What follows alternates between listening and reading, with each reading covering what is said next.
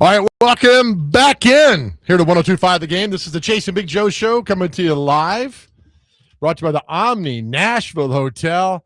Chase McCabe off today. My good man, Dr. Crane in studio with me. Brando behind the board. We're going to have a fun show, folks. We're going to laugh for the next couple of hours. Many thanks to Connor and Corey. Nice show. DVD comes your way at 3 o'clock today. So we're kind of the bridge in between the good shows with the nonsense, which is good. It's what keeps you sane. It is what keeps you sane. What's the Buffett line? If we were all so crazy, we all go insane. We all go insane. That's right. Yeah. So that's what we are doing today, man. What's happening? I'm fantastic, Joe. A little tired, a little groggy from that game last night. You didn't do anything. You're right. You didn't play one single second. Why are you tired? You know what? I should have never See, brought it up. I'm right. I hate it when radio people say, "Oh, I'm struggling today, late night." You didn't do anything. Well, it's not just that. I mean, that's not what I'm really struggling from per se. But that's fine, man. It's just morally, I feel like, dang, I really wish they would have won. But we'll get into that later on. So they lost 1-0. Yes, and 2-0 on aggregate. So what the hell? I mean, come on, man. That's like speaking Greeking to me. What is that? 2-0 on aggregate? Yeah. I had an aggregate driveway 20 years ago that I paved. Still do. Let's not forget about that. That can always be fixed by just, putting more cement underneath. Got it. All right. So what's the aggregate mean? Aggregate away goals count as 2 goals. Home goals count as 1. So why are we doing this? Don't worry. MLS and CONCACAF, it's the only sanctioned league that does it. So why do they make it more difficult than it should be? Look, did you beat me? Yeah, we won 2-1. All right, take care. Yeah, that's true. All right. So what's next for Nashville SC? Back to MLS play. They just go back to MLS and just dominate the league because right now they are in not really sole possession of the Community Shield, but they're up there working for it. They're definitely in sole possession of the first place in the Eastern Conference. So as long as they continue to just coast through, they should be fine. So they had a guy check out of the game last night, right? Yeah, before the game, actually.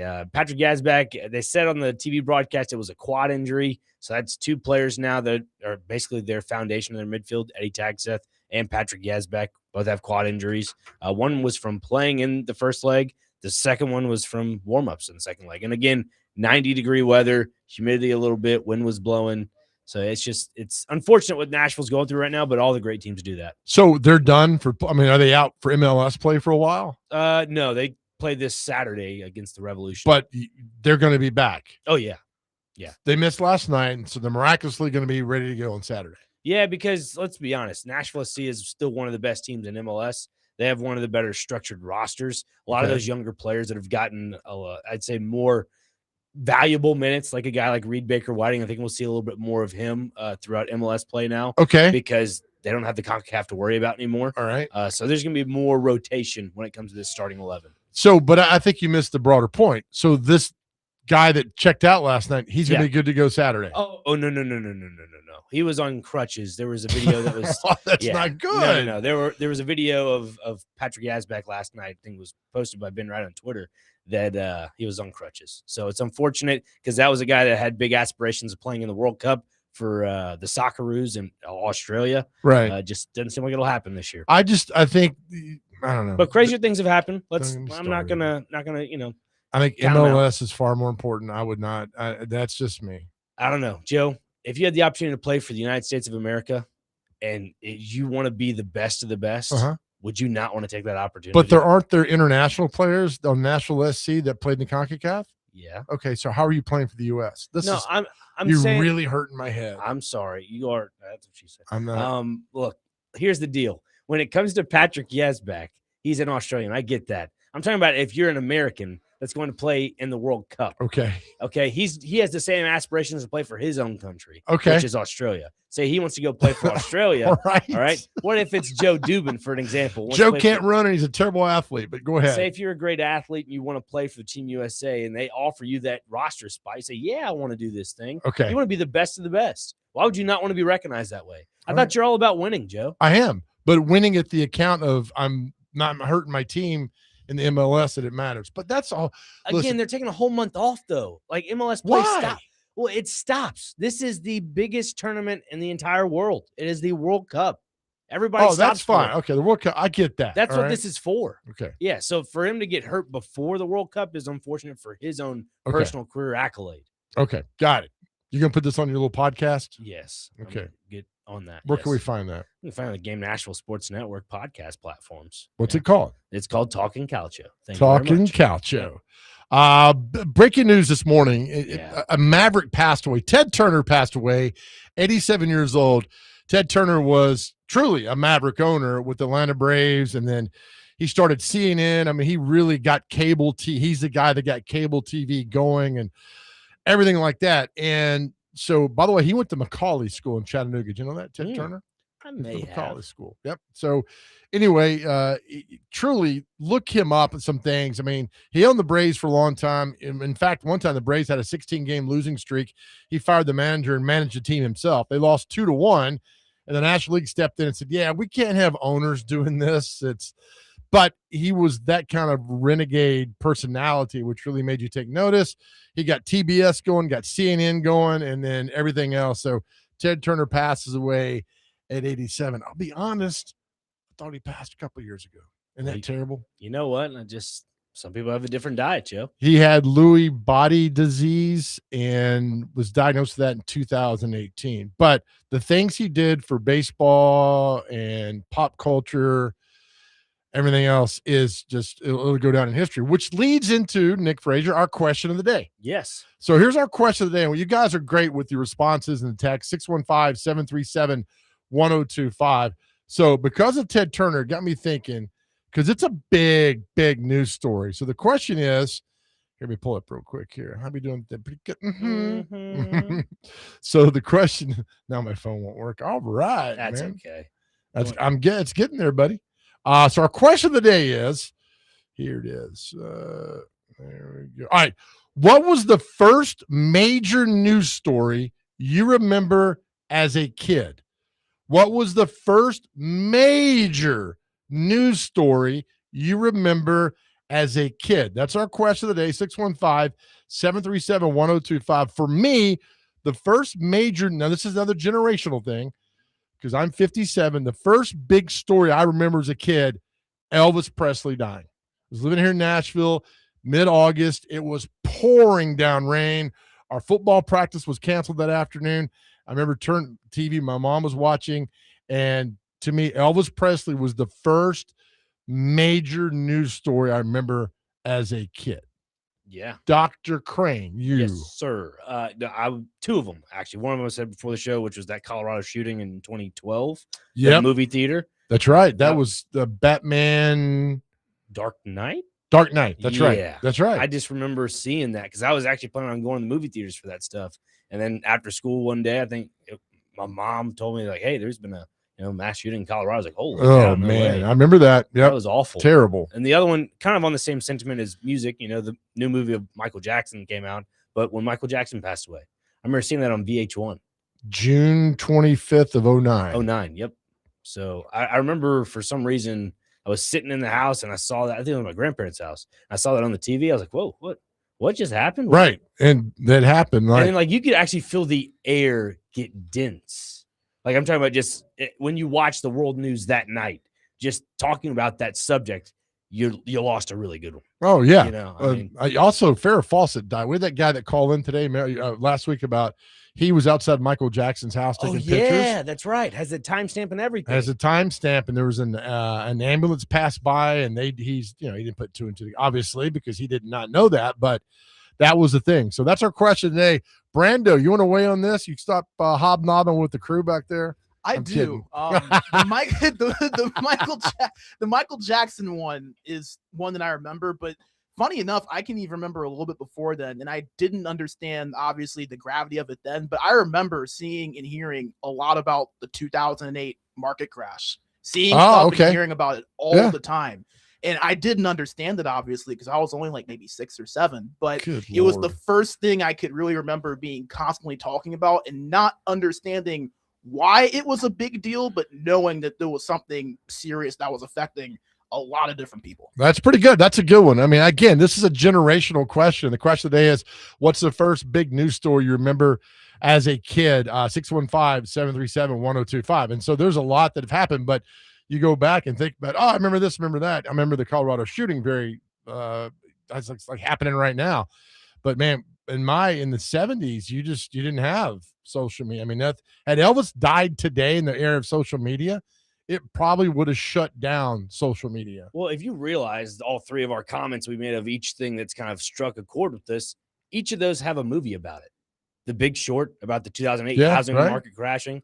Elvis Presley, Michael Jackson recently just had a new movie come out, so like about him. So it's interesting how those core situations that have happened in life all have a movie about it because it was that impactful on the situation. Well, they're massive story. I mean, they are massive news stories. I've told you that one time about the newspaper.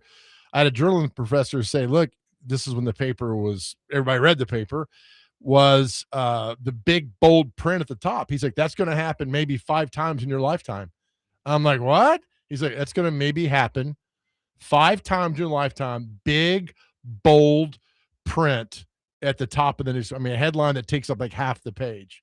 And you think about that with social media. Had the Titans, had Facebook and Twitter been around when the Titans made that run in 99, it'd have been incredible. It'd been fun to watch that because you would have seen it in a whole different light. Obviously, nothing happened until like I think Facebook came out in 06 or 07, Twitter after that.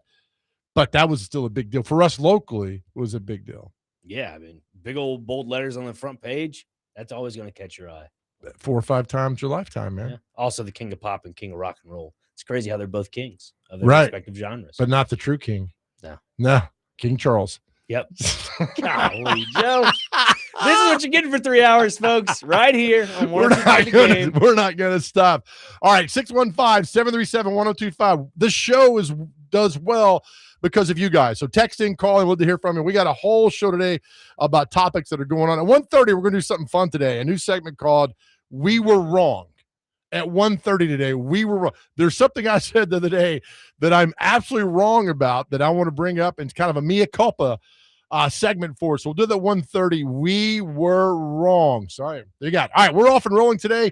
Jason McCabe is off. Dr. Crane in studio. Brando behind the board. Our question today, what's the first major news story you remember as a kid? We want to hear from you. 615-737-1025. This is the Jason Big Joe Show brought to you by the Omni Nashville Hotel. Right on.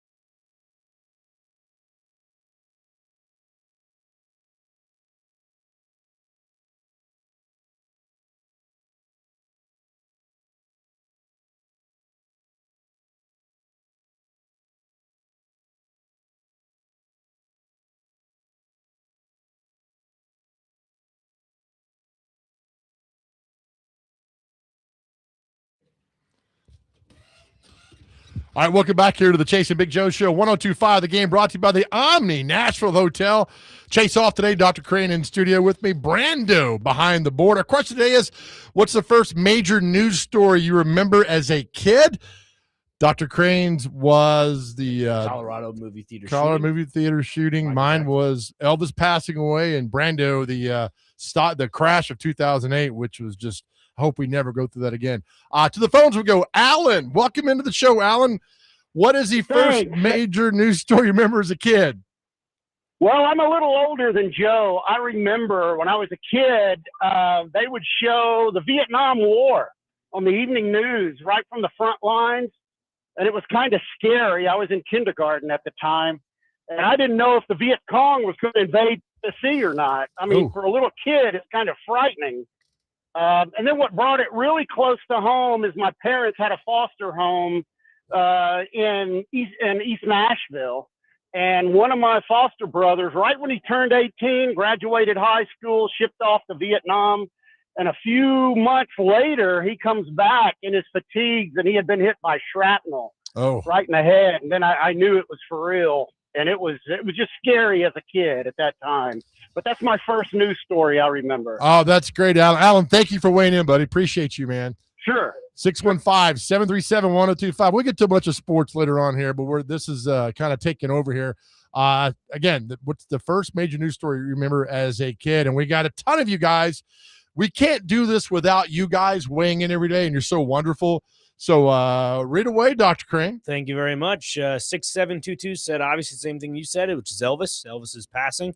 Next one on the list, 3422 says Roberto Clemente's plane crash, which was New Year's Eve of 72. That is correct. So I guess you wouldn't hear about that until the news the next afternoon. Yeah, which was unfortunate. I think it was coming out, a humanitarian? That's right, for earthquake survivors in Central America, yes. And if I recall correctly on the documentary, he was just coming off of his hit 3000, right? Yeah, that's right. Yep. So yep, truly a good man. A good man. Yeah. Unfortunate. I think there's scholarships now for him and stuff. But the next one on the list is Matt.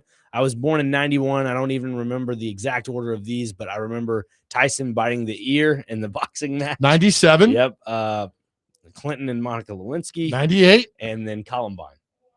99. Yeah. So right in that order there. The Tyson Holyfield thing, again, that's another social media had been around, might have shut down social media. I remember I was down in Birmingham I was at an event, back to the hotel room that night, and the lead story on CNN that night was about Mike Tyson biting Holyfield's ear off. Yeah. I mean, that's how crazy that story was. I mean, just the phenomenon of Mike Tyson in the sport of boxing back then, when boxing was I'd say more advertised sport on local television. Yeah. That was the main key factor. Well, that's when he came back right after his stint in prison. So that's when that was just crazy, because we'd never seen that. And it's a crazy, the evolution of him now, because I read a bunch of stuff about him, how he's come full circle and grown closer to God and everything. And just, he's really regretful for a lot of things. So it's fascinating to watch his kind of evolution in his life. All right, keep going. Yeah, gotcha. Here, Stephen Clarksville, obviously September 11th of 2001, so 9/11. So I wonder how old he was when that. I don't know. Stephen, text in, let us know how old you were and where you at when that all took place. That's very interesting. Next on the list, we have 7948, the rescue of the baby that fell in the well in Texas. Jessica, right? She just got popped for domestic violence charges. The baby? Well, that's not she's like 40 now. I know, but again, 1987, I'm not even born. So I guess she's 39. No, is that right? Yeah. I guess she's that old now. That's crazy. Wow. Yeah. It was a big story. I mean, that was a big story at the time of baby Jessica falling in the well. Interesting. I have to go back and read more about baby. Oh, that's great. All right, let's go back to the phones. Mike from Waverly, our question of the day. Mike, welcome in. What's the first big story you remember as a kid? Hey, Good morning. Good afternoon, Joe. Appreciate you taking my call. I was 3.5 years old in November of 1963, and it was the day that John Kennedy was shot. Wow. So young. What do you remember, like your parents or grandparents crying over this? I was in the front room of my house. We lived in South Dakota. My dad was at work. My mom, she collapsed on the couch, screaming and crying. She called my dad. Of course, the news, we didn't have communication like we do today. And he left work and came home. It was that devastating. Oh, my goodness. Yeah, could you imagine in the world today? Well, I mean, we've seen it with some of those assassination attempts on President Trump, but that happening in November of 6, if social media again would have been around, it'd been something else. But, yeah, that's crazy. Mike, thanks for weighing in, buddy. Appreciate you. Okay, Joe. Thank you. All right.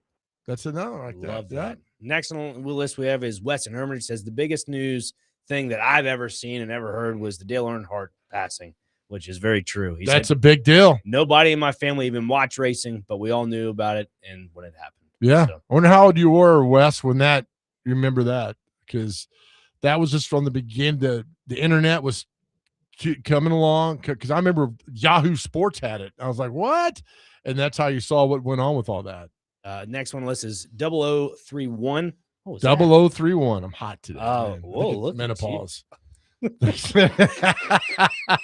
Go ahead. What you got, man? 0031 says string bean murder or Yes. Marcia Trimble disappeared. Marsha Trimble. Marcia. Okay. Sorry. That's a native Nashvilleian who's weighing in on that one too. That was a big Ah. deal. String Bean was an Opry performer who was killed, and Marsha Trimble was a Girl Scout cookie girl here in town that was kidnapped and killed as well. Really? Mid-70s. Yep. So that was Big deal. Big deal. Okay, Yep. interesting. Big Lenny deal. on the text line, the Apollo 11 moon landing in 69. So that was My brother's birthday, July 20th. So Is yeah. it really? Yeah. So yeah, that's a good one. Love But it. that was, if I remember watching the documentaries on that, that was everywhere. I mean, that was a big deal. That's the question. So that's what the question. The first major big news story you remember. Yeah. Let's see here. Read the one from Chad. Chad. Let's see. Oh yeah, Chad also said here Magic Johnson with HIV. That was pretty big back in the day when he announced. So that was November of 91. And how I remember that was Jack Nicholson is a huge Laker fan. That day, according to reports, he's taping You Can't Handle the Truth for A Few Good Men. And word comes down that Magic Johnson's going to retire because of HIV. And that Rob Reiner, the director, said, hey, how about we just hold off for a few days because I know how important this is to you. And Jack Nicholson said, no. We go now. I'm not waiting a few days. This is emotional for me. And that scene was, according to reports, that scene was filmed the day that Magic Johnson said he had HIV. And then Jack Nicholson said, you can't handle the truth. Wow. So every time I watch that, I'm thinking at that moment, Jack Nicholson had found out. So look, again, these are all generational stories. You weren't born until 98 or whatever it was. So that was a huge deal when it came out. And that was a massive story. Another one here, 3217, Ernon scandal or the challenging shuttle explosion. Enron, excuse down me. in Houston. What's one of the biggest underrated news stories of all time. Energy scandal. Not going to get into it. But I mean, there's far more. You could look it up and see what it is. What's the other one? The other one, let's see, the Apollo 11. Oh wow, just refreshed. Everything just started. All right, let's go back to the phone lines again. Paul, welcome in. Paul, what's the first major news story you remember has a kid? The first one I remember is I was watching on TV when the Challenger, the space shuttle Challenger exploded. Yes. Where were you living at the time, Paul? I was living in New Jersey at the time. And I stayed home from school that day, and I was watching on television when it happened. Did you know what? Because I watched it here. It took a while to register what had happened. Did it take a while for you to register for you what had happened? Well, I knew something blew up, but I was like 7 at the time, and I remember it was a teacher who was on that shuttle, and she was like she wasn't an astronaut by profession. Right. Yeah. Krista McAuliffe was on that. That's correct. Yeah.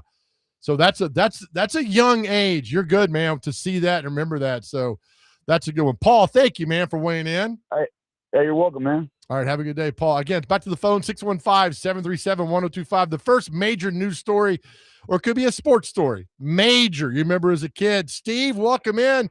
What say you, buddy? Hey, guys. I love y'all's show. And, Nick, I'm Macon's uncle. Hey, all right. Yeah, so cool that he met you. He just told me a lot about meeting you and everything. So it's really cool. Told me he's a meet Big Joe one day. Yeah, absolutely. Oh, Love he's Russ family. fantastic. Big Joe is. Yep. Good guy. So I remember watching Gomer Powell, and the two things happened. One was they froze the frame of a wrecking ball about to fall on Sergeant Carter's car that Gomer Powell was driving, and he was in a phone booth, and it froze right before the wrecking ball destroyed the car, and they came on and told that Elvis had died. And it was summer break, and I went down and told my grandmother. I was at her house, and she just started crying like somebody in our family had died. And that's the one I remember. Yeah, that's that. Unfortunately, a lot of us remember that one. Hey, thanks for the call, Bubba. Appreciate you, man. All right, y'all. All right, have a good day. All right, we'll continue this to the next. Evidently, I mean, this is taking off phone calls, so we're going to stick with it for a little bit. The first major sports or news story, remember, as a kid. That's kind of the caveat with that being said right there. All right, Chase McCabe off today. Dr. Crane in studio. Brando behind the boards. We're off and rolling. We want to hear from you. 615-737-1025. This is the Chase and Big Joe Show brought to you by the Omni Nashville Hotel right on 1025 The Game.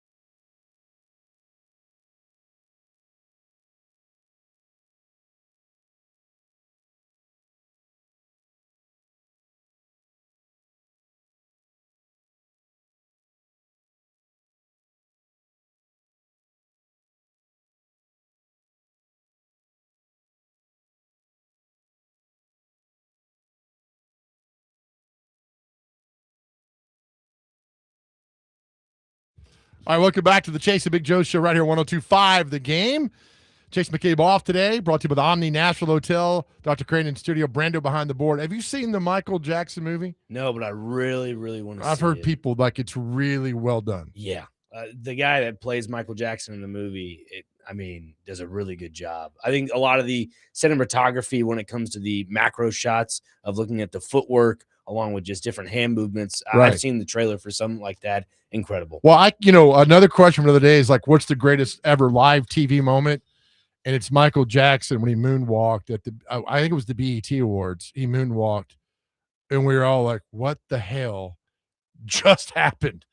I'm serious. I mean, it was like 1984. I was like, what the hell was that? It messes with your brain. Like, how did that happen? We were all just enamored with that. All right, our question today is, what's the first major news or sports story you remember as a kid growing up? And we got loaded lines in Texas, so we'll go to the phones first. Bart, welcome to the show. Bart, what's the first story you remember as a kid? Well, I tell you, 1968, I believe it was the Martin Luther King assassination. Yes. And I was watching it on a black and white TV in the kitchen in Memphis, which is only about, wow, 18 miles from where the Lorraine Motel was. But yeah, vivid memory still to this day. It's remarkable. How old were you, Bart? How old when that happened? I was born in 61, so that would put me at about 7 years old. 7 years old, remembering that happening just down the road from you too. Yep, that was it. Crazy, Bart. Thanks for hanging on, brother. Appreciate you, man. Love your show. Thank you, Bart. Back to the phone. James weighing in. James, what's the first major news story you remember as a kid, buddy? It was 1977, the day Elvis Presley passed away. How old were you and where were you? I was 14 on my way to San Jose, California to a baseball tournament. My mom was driving, and she actually pulled over and blocked me. Oh, wow. Yeah, I mean, you heard on the radio, huh? Yes, sir.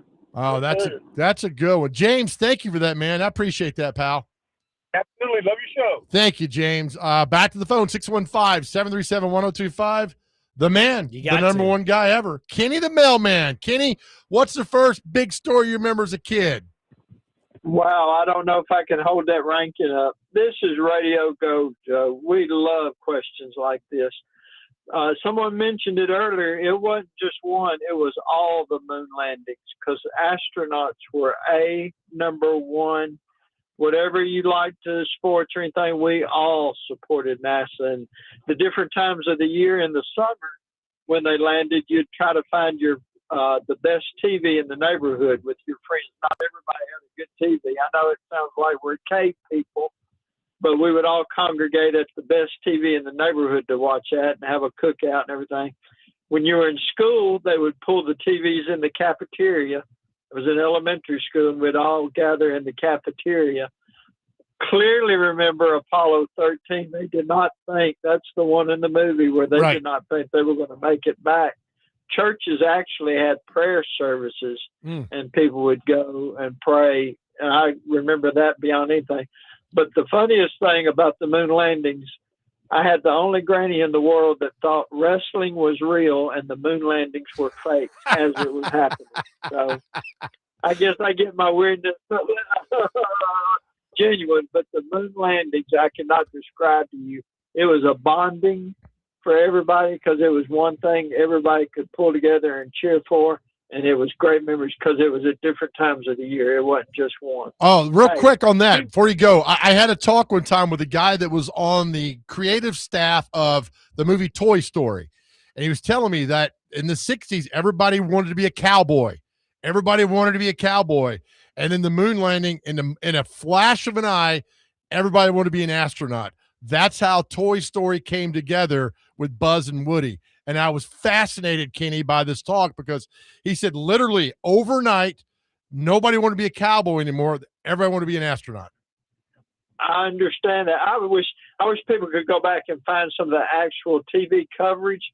There's no computer animation whatsoever. It would be like Walter Cronkite, someone sat next to him holding a model rocket, and he would like move it like it was going around the moon and shake and everything. And you'd go, is this a bad movie or what? But there was no computer animation at all. They would just have like a little model rocket, and a guy would hold it and move it around to show you how they were doing things. It's funny. That's Well, good. Y'all have a great day. All right, Kenny, thank you so much with all that. Again, our question of the day is, and then the text line, the Twitter, and Blowing up.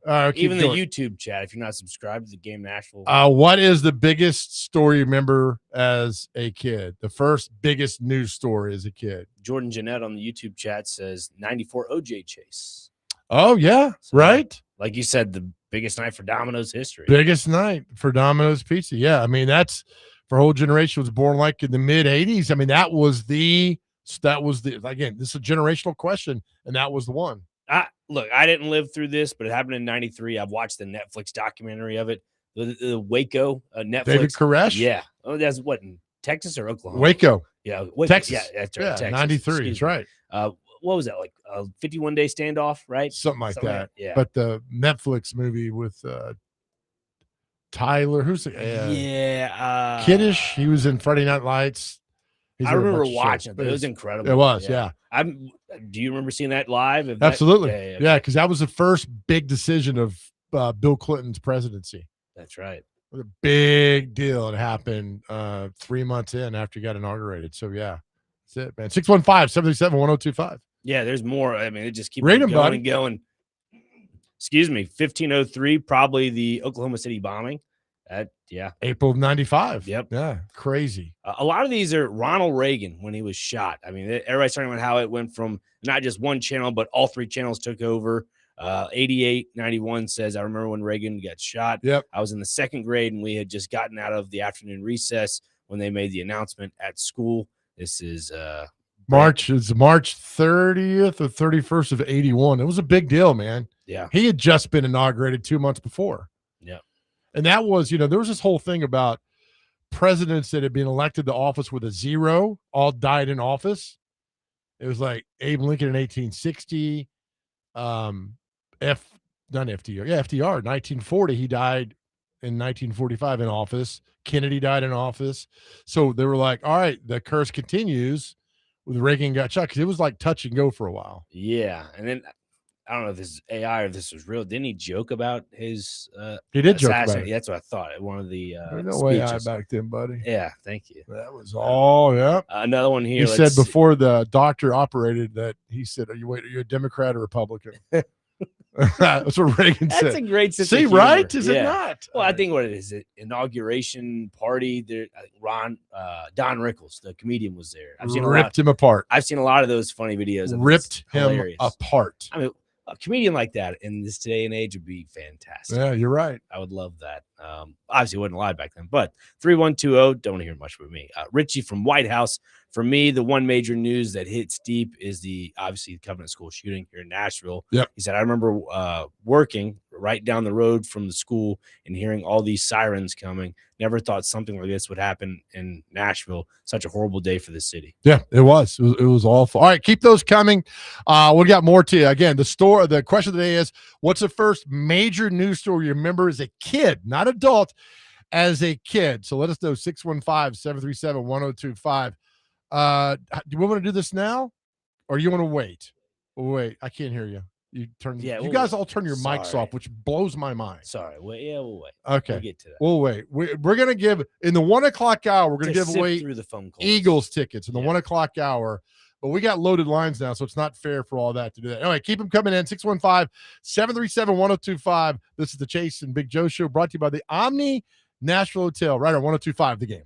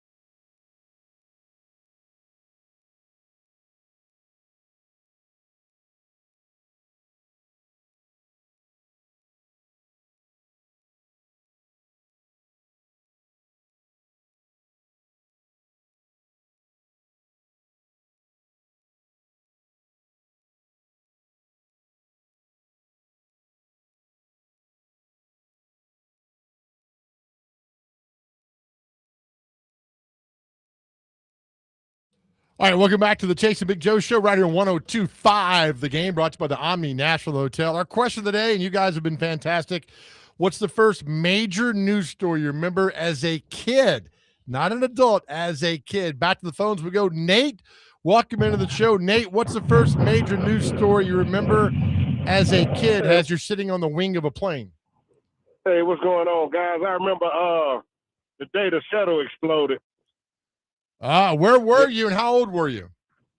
Let's see. I was 8 years old. I remember that day because I got in trouble at school and I knew I was gonna get a whooping when I got home. So I hid at the park and my dad had to come looking for me. That's how I remember that day, man. Yeah. Nate, did you still get the whooping? Oh, of course I got. It was extra. He had to come look for me. You know what I mean? Oh, that's crazy how you tie the two in, man. But I guess you learned your lesson that day. Yeah, I never forget that day. That was a big deal back then, man. That shuttle exploded. What? Thanks for taking my call, guys. You got it, Nate. Thanks, buddy. Let's go to Jim. Jim, thanks for calling in. Jim, what's the first major news story you remember as a kid? Hey, guys, real quick, two of them, but it's the David Koresh Waco standoff, and then also the Oklahoma City bombing. And I remember them both because they happened on April 19th, my birthday. Happy freaking birthday, Jim. Oh, that's right. When the Oklahoma City, where were you living when all this went down? Between one of them, Albany, New York, and the other down here. So. Oh, man. How old were you for the Waco disaster? I don't know, grade school. I forget the exact age, though. Oh, good one. But it's unfortunate. So does it? It's always a happy birthday. Yeah. That's all. Thanks, guys. All right. Appreciate you, Jim. Thanks for weighing in. Let's go to, is that Ned? Ned Schneebly? Ned Ryerson? Yeah. Hey, Ned, welcome in. How are you, buddy? Good. I've got one that'll take you way back here. Okay. I was 4 years old. It was 1952, and I remember Dwight Eisenhower getting elected president. Wow. And the reason for that is I grew up in small town Indiana. My dad was Republican county chairman, and he used to load me in the car to go with him to go all around town and all around the area, stapling I like Ike posters up all over the place. And then it also was, and my dad did this because of the election, we bought our first television. So really my first memory of television too is watching the election and Eisenhower getting elected. And it stuck with me all these years. Wow, that is fascinating. So you were 4 years old in 1952. TV barely got going, right? I mean, that's when it started. Just barely going. Oh, my gosh. What a memory. Ned, that's the best, man. Thank you for sharing that with us. You bet. All right, good. By the way, Ned's 78 years old. Ned Ryerson? Ned Ryerson. Yeah, 78 years old. Let's go with the phones. George, welcome in. George, what's the first major news story you remember as a kid? Yeah, so I was in sixth grade in Miss Jenritt's mathematics class, and President Kennedy got shot. Never forget it. Where were you living at the time? In Portsmouth, Virginia. Oh, what was the reaction to your classmates, everybody during that? Everybody's mouth dropped open. We were all shocked. You know, he was really a beloved president. Everybody loved him. My parents really loved him a lot, which, you know, when you're a kid, whatever your parents think, usually the kids think too. And yeah, everybody just loved him so much, and that was just a dark day. Wow, what a memory. George, appreciate you weighing in, man. Thank you. Yes, sir. Y'all have a blessed day. All right. Thank you, George. Here. Love that. I love the diversity that we got today for all this. Yeah, I mean, the text line's still blowing up. Read them, brother. 5398 says Bill Clinton and the Monica Lewinsky scandal and the Columbine shooting. So 98, 99. That's man. the third text where they both have said Bill Clinton scandal along with the Columbine shooting. That's crazy how those are two connected on the text line like that. Let's see, 8635. The biggest story I remember as a kid was the Challenger exploding when I was in elementary school. So that's 8635. Fat Hog in Murfreesboro says first man on the moon with Walter Cronkite. July 20th, 1969. Wow. What was yours again? It was the Colorado shooting at the movie theater in 2012. Yeah. The Dark Knight, man. Yeah. Right? That was something. I remember we were doing the show the next day here and all that came out. And it was just like crushing, devastating, awful. I mean, it's like the world kind of stopped for a second. He's like, wait a minute, what? Yep. And then, Yeah, terrible. And mine with a lot of people weighing in like the Elvis one. Let's go back to the phones now. Rick and Franklin weighing in. Rick, what's the first major news story you remember as a kid? Yeah, well, this is a little bit of good news, guys. I don't remember how old I was, but I was in grade school when Mickey Mantle got signed to the Yankees, 18 years old. And I just thought that was the coolest thing in the world, a high school kid getting signed to the Yankees. Was that like shit in the paper or how do you? Yeah, I was raised in Kansas, a little town in Kansas of about maybe 800 people. And because he was from Oklahoma, it just seemed like, kissing cousins, so to speak, Yeah. Oh, so what year was that? 1956? Well, it had to be. No, I think before that, I would say it's probably 54. Something like that. It's funny, Rick, is that I don't think we knew the magnitude of how incredibly awesome Mickey Mantle truly was. Oh, God, he was unbelievable. Unbelievable. And what people forget about, he was like a base stealing champ. Before his knees got hurt, he was just lightning on the bases. I remember, let alone being able to hit. Yeah, I remember, Rick, when Bob Costas interviewed Mickey Mantle, and I think it was Bob Costas that said, how good could you have been had you not been an alcoholic? Yeah. And he was like, I'll never know, but that's like a regret of his to be that good, but a tormented soul. But my God, Rick, that's a good one, man. Thank you for that. All right, guys. Have a great day. Appreciate you. Thank you, Rick. And calls rolling through. I know. More context on the Mickey Mantle front. June 4th of 1949, after graduating high school, signing with the Yankees. And his contract, let's see. He had just turned 17 and 49 with the signing.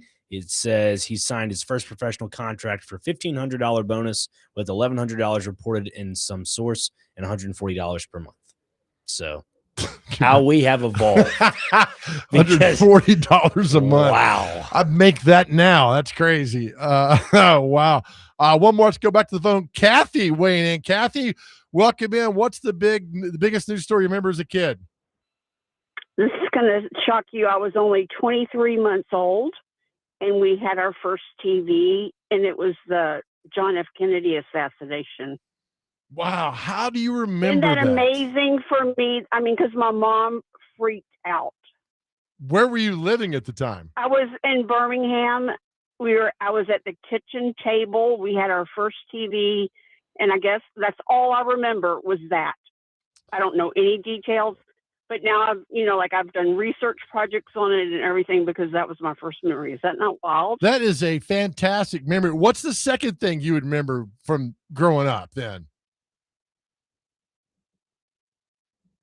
I guess the second memory is when we were coming in that same house and I was a little bit younger and we were going in up the porch and a lizard got in her shoe. Watch out for those lizards, Kathy. And I, to this day, do not like those chameleons and all the. Right. She's like kicking her shoe off, running all over the yard.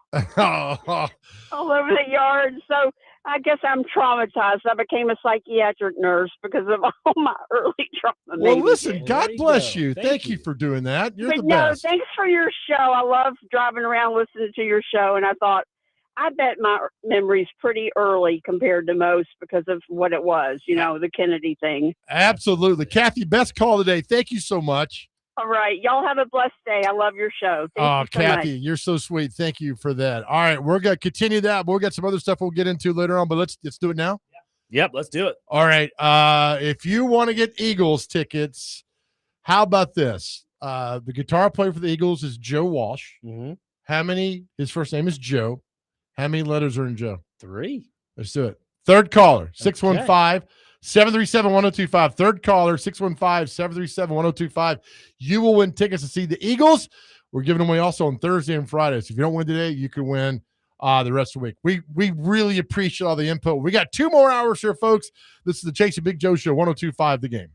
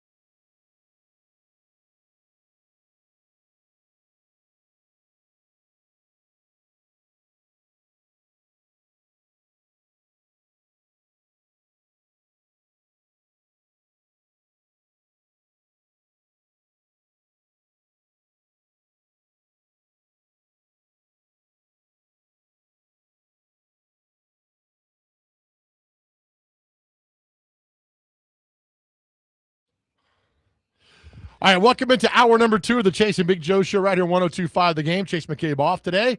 Show brought to you by the Omni Nashville Hotel, where they're having a really cool. If you're looking for something to do for Mother's Day, Omni Nashville Hotel's got you covered. Just go to opentable.com over at Kitchen Notes. I'm telling you, go treat your mom like she needs to be treated, like an absolute queen. That's at the Kitchen Notes at Omni Nashville Hotel. We're down there tomorrow. Dr. Crane and I down there tomorrow as well. So opentable.com is where you need to go, get reservations. I'm telling you, your mom will be treated as she needs to be treated, like the best ever for all that. I may have to go do that. Already had some reservations for Sunday. Might have to change them up a little bit. Right? Get over and do that. Nick Crane, Dr. Frazier in the studio. You having a stroke over there, Joe? Nick Frazier, you're just Dr. Crane. That's all you. That's it. I right? appreciate it. You're a good doctor. 2 people came out to me on Saturday. Like, why do people call you Dr. Crane? I was like, have you never seen the TV show Frazier? I mean, it all plays into the whole ensemble here. Yep. Guy works in radio. I work in radio. Last name is Frazier. My name's Frazier. Spelled a little different, but pronounced the same. Well, look, Nick Frazier's a beautiful name. Well, thank you. But you needed kind of like a oomph, right? Like Brando behind the board, right? Basically, like it's the hymns for radio. Yeah, right. Yes, yeah. It brings you up, right? Big Joe, the chaser. Like Connor Newt, I think he's the rifleman, yes. But nobody's really hopped on board with the rifleman. The Speaker was okay. The rifleman sounds badass. It does. Right? Like Chuck Person was a rifleman at Auburn. I think he's in jail now for recruiting or something. Well, he's at Auburn. So, but in Auburn, when he was a player, he was awesome. He was a rifleman, Chuck Person. So Connor Newt, because of Chuck Connors, the original rifleman, who, by the way, trivia question, had the first crashing of the backboard in the NBA. When he dunked, played for the Celtics, he ripped the backboard down. That's the first one. Yeah. Back in like 1940 something. All right. A lot of response. We'll get back to it again. But the first major news story, remember, as a kid, the first major news story, remember, as a kid. We'll get all that. 615-737-1025. All right. The American Football Coaches Association has recommended some changes to college football. And I'm torn here, Dr. Crane. Dr. Crane. Talked about. Yeah, yes. I'm just torn because, look, they want to expand the playoffs from 12 to 14 to 24, right? And that they want to do the college football playoffs. Yeah. Which I think is nonsense. It just is. Do you want the Look, I'm okay with expansion, but I heard Greg Sankey talk with Rich Eisen. I don't know when this was, but he said 16 is probably the right number. And I get why Sankey says 16 instead of 24, because that bodes well for the SEC. You're getting more TV revenue, you get more opportunities, more swings at the bat for any team, right? But for the SEC in particular, I feel like a 16 format works better than a 24 because, look, if you have 24, that opens up more doors for another conference like the Big Ten, which in retrospect, if we look at it, 2014 playoff, you're basically saying it's the Big Ten versus the SEC. Right. I'm good with that. But at the same time, and we've seen it plays out. There'll be a couple of upsets. 22 will knock off 4. I mean, but they're not making a run to the title. They're just not. It's we've seen this in every sport possible, not doing that. This 24, but here's why I'll buy into 24 on one occasion. I got to see more games on campus. Okay. I want to see at least half the games on campus. So like the first 2 rounds. Yeah.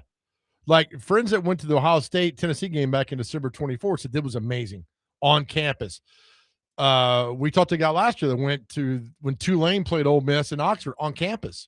He's like, it was amazing. I need to see more college football playoff games on. Like if Tennessee makes it back and there's a home playoff game in Neyland, it'd be the best thing ever. Or Vandy makes it, or whoever makes it. Getting that one playoff game on campus, I want to see more of that. That's what it's about. Now, I've always criticized schools about not having stadiums on campus, right? There's only one SEC school that does not have a campus, does not have a stadium on their campus. You okay over there today? I'm good. I'm getting there. Okay. There's only one SEC school that does not have a stadium on campus. You know what it is? I feel like I should know this. Give me a second. Let me go through the teams here. Missouri? Incorrect. Okay, let's there. For each time you miss a school, I cut a finger off. What? Can we Starting now. 10 push-ups? Nope. Starting now. All right. That's not a joke, is it anymore? Is it right there? No, it's not. Fingerless Nick. Not LSU, not Tennessee, Right. Not Vandy. Oh man. It's the only SEC school does not have a stadium on campus. It's not Georgia. Not Georgia. Not Florida. Or is it Florida? It's not Florida. It's not Florida. Ben Hill Griffin's on campus. Yeah, that's right. Oh, wow, I feel like a dummy not knowing. Now keep this going. answer. It's not an easy answer. Yeah. It's not South Carolina, is it? Bingo. Is it really? It's at their state fair campgrounds. Wow. Or fairgrounds, whatever. How far is that away from the university? A couple miles. Oh, okay. But it's not on campus. It's walking distance, though. Yeah, right? Oh, yeah, okay. but it's not on campus, and that's why like others like Tulane built a stadium on campus. Fantastic. Have those games on your campus. Football is the welcome mat for your school. Yeah. USF is building a stadium on campus. So do all that This year? Next couple of years. Well, but that's just like one of the example because they play their games at Raymond James. It makes sense. You move on from Golish, and now you have Brian Hartline, Cornell Tate's wide receiver coach. Well, I just want to have come to my campus. I don't want you to go downtown. Just come to my campus. It's a huge recruiting tactic at this point. It is. It is. So I want to see that. Now, something else which I like about this is the third thing on the list. Can you read that? I can't read that right. Let's see. College football End. I see there. End college football playoff by mid-January. That's it, man. I read that. Okay. It was hard to read that a little bit. I had to squint my eyes. You make fun of me of squinting my eyes. Well, I got to figure out is that a B or a C or is that a D? Well, it looks like Emo by Mio John. That's what it looks like. I thought the last one was John. I really did. It's But I was like January. So I'm good. End it by no longer than January 15th. Yeah. Because it's getting pushed back. Like next year's like the 23rd or the 25th or whatever it is. Well, again, what they're trying to do in the TV scheduling of it all is so they don't have, any missing gaps when it comes to football purposes. Because you have Monday Night Football that ends end of December, right? Right. Are they something like that? Yep. And so you're without Thursday night and Monday Night Football. Well, you got to have the college football playoff or something kind of, equate that empty space on the TV schedule. Well, you'll have the NFL Saturday, Sunday, so Right. you could take that out. But I'm with that. I'm saying during the week, though. Yeah, during the week. Yeah. So that's like last year, the Miami, Indiana thing was like, all right, it took like 11 or 10 days, whatever. The buildup got stale. It did. But the games on New Year's Day were like, these are fantastic. So figure a way out there and don't come at me with like, well, they got exams. I'm telling you. These guys are smart. They can get around that. They can figure it out. As someone, we both have gone to college. You played college football, but what they do is they kind of map out their harder classes in the semesters where they're not playing football. And then the semesters they are playing football, you're in more of the easier classes. Yeah, I took 12 hours in the fall and like 18 in the spring and summer. Exactly. Just because I knew my time was limited, and a lot of guys do that. But I'm all for that. I'm all for bending it sooner. Then the middle one. Can you read the middle one? Eliminate games. Title games. Oh, title games. Sorry, I couldn't see that. This is going to be the big one of like, I don't know. Because I still think the SEC championship matters. In what way? Because it's badass. You won the SEC. I mean, I told you, Peyton Manning won 2 Super Bowls. I think it's more impressive he won the SEC championship in 97. So what if, let's say this, what if Power 4 conferences decided to do regular season, regular season winner? So say you look at the SEC, 2 teams are 9-3, and they go off conference record. I'm fine with that. You're okay with that? I so think, if there is a co-champion of the SEC, you're all right with that? I am. I mean, it's going to happen where you're going to have a 12-0 Georgia taking on a 10-2 Vandy, right? And for Vandy or whoever the team is, has to win that championship game to get into the playoffs. That scenario is going to happen, and they got to figure out how to kind of work the way around that because it doesn't matter to Georgia. Georgia's already in. See, I don't know if I can get on board with a co-champion in conference, just conference in general for SEC or ACC or whatever. Okay. Because say if both teams are 10-0, right? What's the deciding factor? They're just going to go to head-to-head, and they're going to go to points for, points against. I mean, come on. I mean, Just make them co-champions, right? But again, in that scenario, what's in it for Georgia? You're already in the playoffs. Sure. So you got to play in the game, and you could have a guy get injured or whatever. And then if you lose, you're like, well, you didn't win. Then you could drop down in the cultural playoffs because you lost a game that really doesn't matter to you. Well, then in that case, put 2 champions out there, a regular season SEC champion, and then in the legitimate conference title champion. I just think I know it sounds dumb to say, but look, if there's a team out there that's qualified to play in the conference championship game, right, and they decide to forego that because of injury concern, put another team in there. You know what's crazy? What? There was a time in college football playoff where you didn't have a conference championship game. Is that so? Before 1992. The SEC started with Alabama, Florida. Before that, it was – I remember Tennessee in 1985 was the SEC champion, but they lost to Florida 17-10, but Florida's on probation, so Tennessee won the conference championship. By default. So there was a time when the regular season mattered. There was not a conference championship. Conference championships are great. They make a lot of money for the schools, but I think eliminating that would be – Well, as we've talked before, football, not only just the sport and the strategy around it, it's cyclical. Same thing for the format. I feel like the format will come around to be cyclical in a roundabout way. Well, also, if you eliminate the first championship game the first weekend of December, you go right to the playoffs.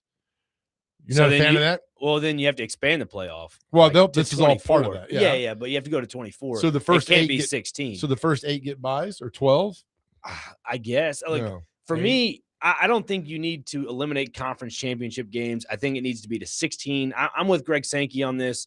I don't think 24 is the right thing to do just yet because we understand the FCS has their perfect 24-team format. Yeah. They do it right. Like, I'm all on board. They waste no time. They waste zero time. They do it and they got right. less resources. Right. They just understand. And back to my argument that I've had the last several weeks with you on Wednesdays is college football at the FBS level have to figure out a structure. And that all dwindles back down to the NIL. It dwindles back down to just rule structure in general. They don't have that down right now. And even the playoff format. If you can't get a playoff format down, why are you trying to expand that when the rule book's not even set in stone yet? That's what I think needs to happen. You got to have the rule book set in stone before you can expand the playoff to anything. Good point on that. Before we go, let's go back to our phone real quick. Our question today is, what's the first major news story or sports story, major, you remember as a kid? Let's go to David. David, what's the first story you remember as a kid, buddy?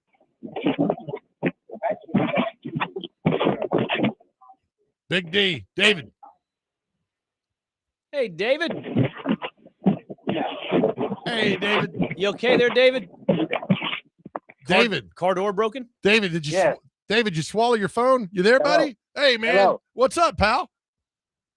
Hey, I got two. I got a sports and a non-sports. Heck yeah, buddy. Let us have them.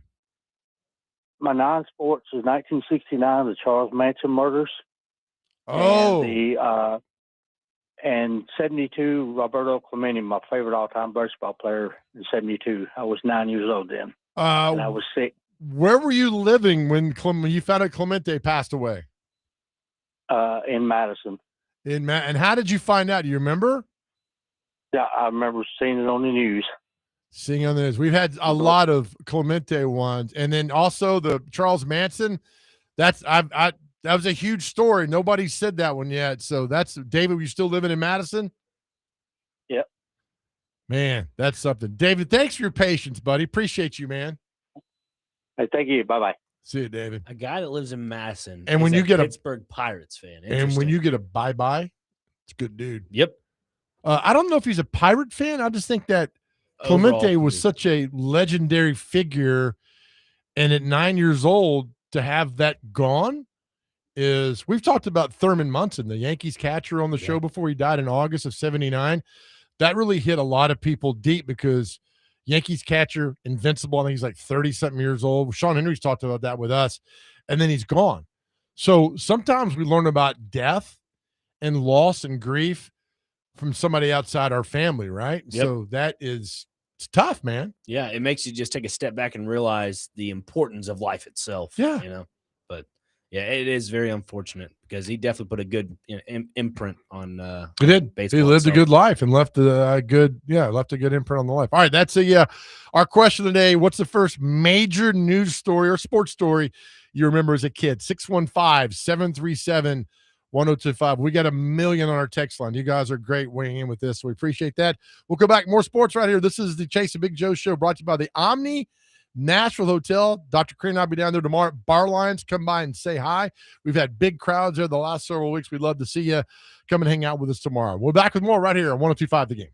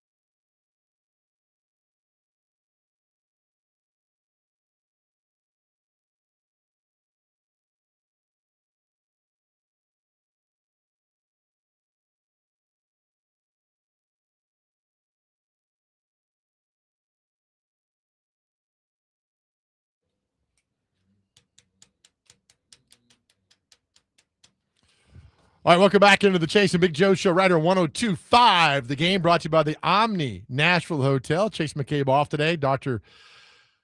Crane in studio.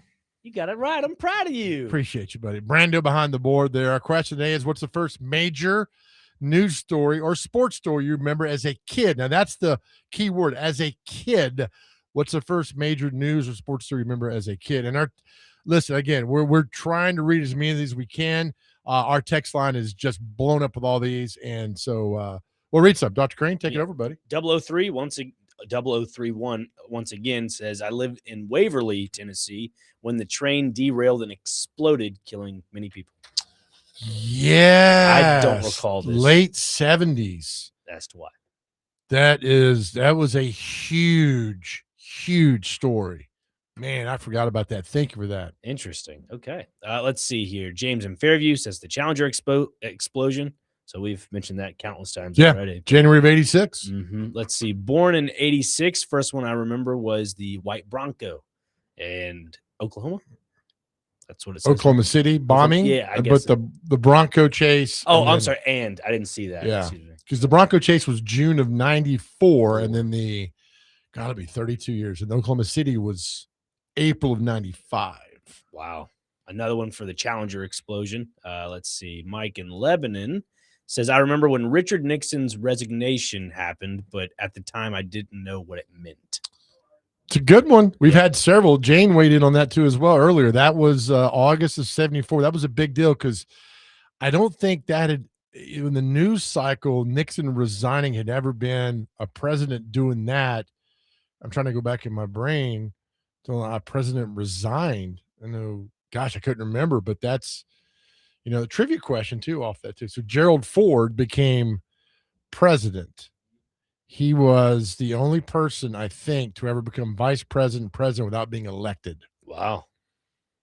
Because he was the vice president, stepped down under Nixon. He got appointed, and then Nixon stepped down. And he became president.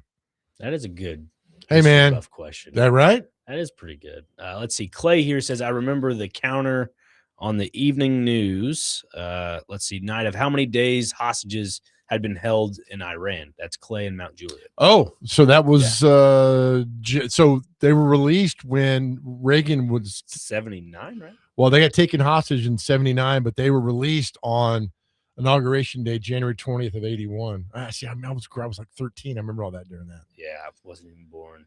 But great history, though, of just like crazy events that have happened. Yeah. It is mind-boggling to me of how much has happened in the last, 30 to 40 years, and you don't really recognize it until, like, it's brought back to light. You are right with all great that. questions. Let's see. President Reagan being shot. Matt from Waverly. Let's see. Jim Jones of 1978. You recall that? The mass. That was in Guyana. Where was that? That was in Central America. Yeah, that was a big deal. 0388 sent that because they had Leo Ryan was a congressman that went down to investigate. They were all from San Francisco. Went down to investigate and was killed on the tarmac by Jim Jones's people. Yeah, that's there's a great movie with Powers Booth. There's a great movie about Jim Jones. You should watch it. Is that what it's called? Powers Booth? No, he's the actor. He's the great actor. He was in Tombstone. Powers, but he was the bad guy in Tombstone. Okay. But he does Jim Jones. It's one of the best acting jobs of all time. Terrible story. Steve from the Boroughs says the Oklahoma City bombing and the bank robbery in Los Angeles, where the guys had body armor walking down the street, shooting at people. Wasn't that a movie? Heat. I don't know, but that was. I have to double check that. But something. There was one at waiting earlier about.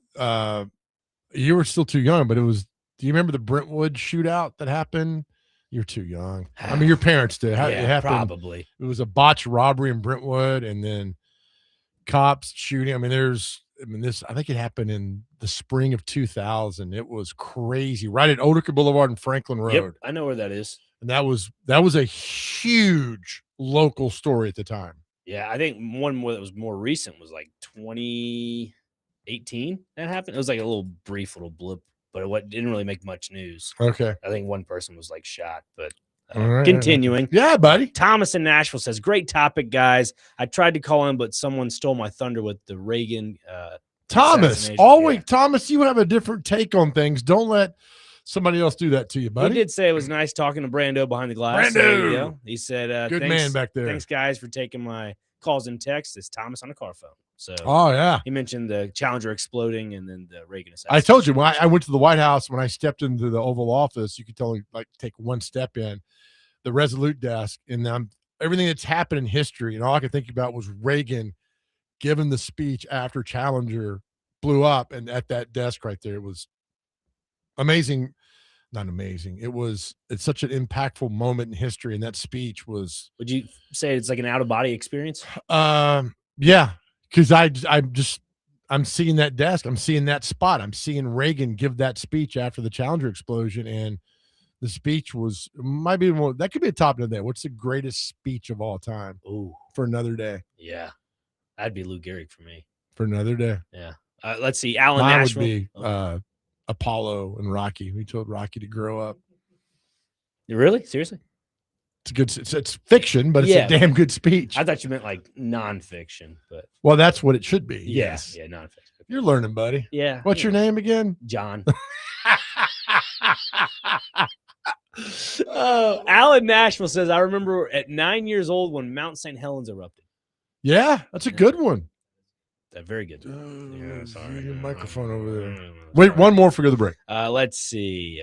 Elvis passing. Let's see. Richie from White House.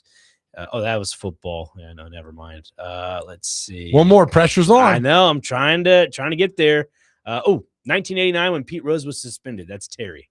Terry, that's a good one. That was a huge sports story. That's a really good one, Terry. Thank you for that. All right, we'll take a break. We're going to come back. We're going to tell you why.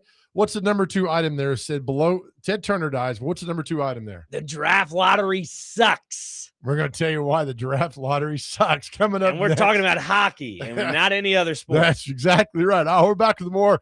Jason McCabe off today. This is the Chase and Big Joe Show. Dr. Crane in studio. Brando behind the board. We're off and rolling here on 102.5 The Game.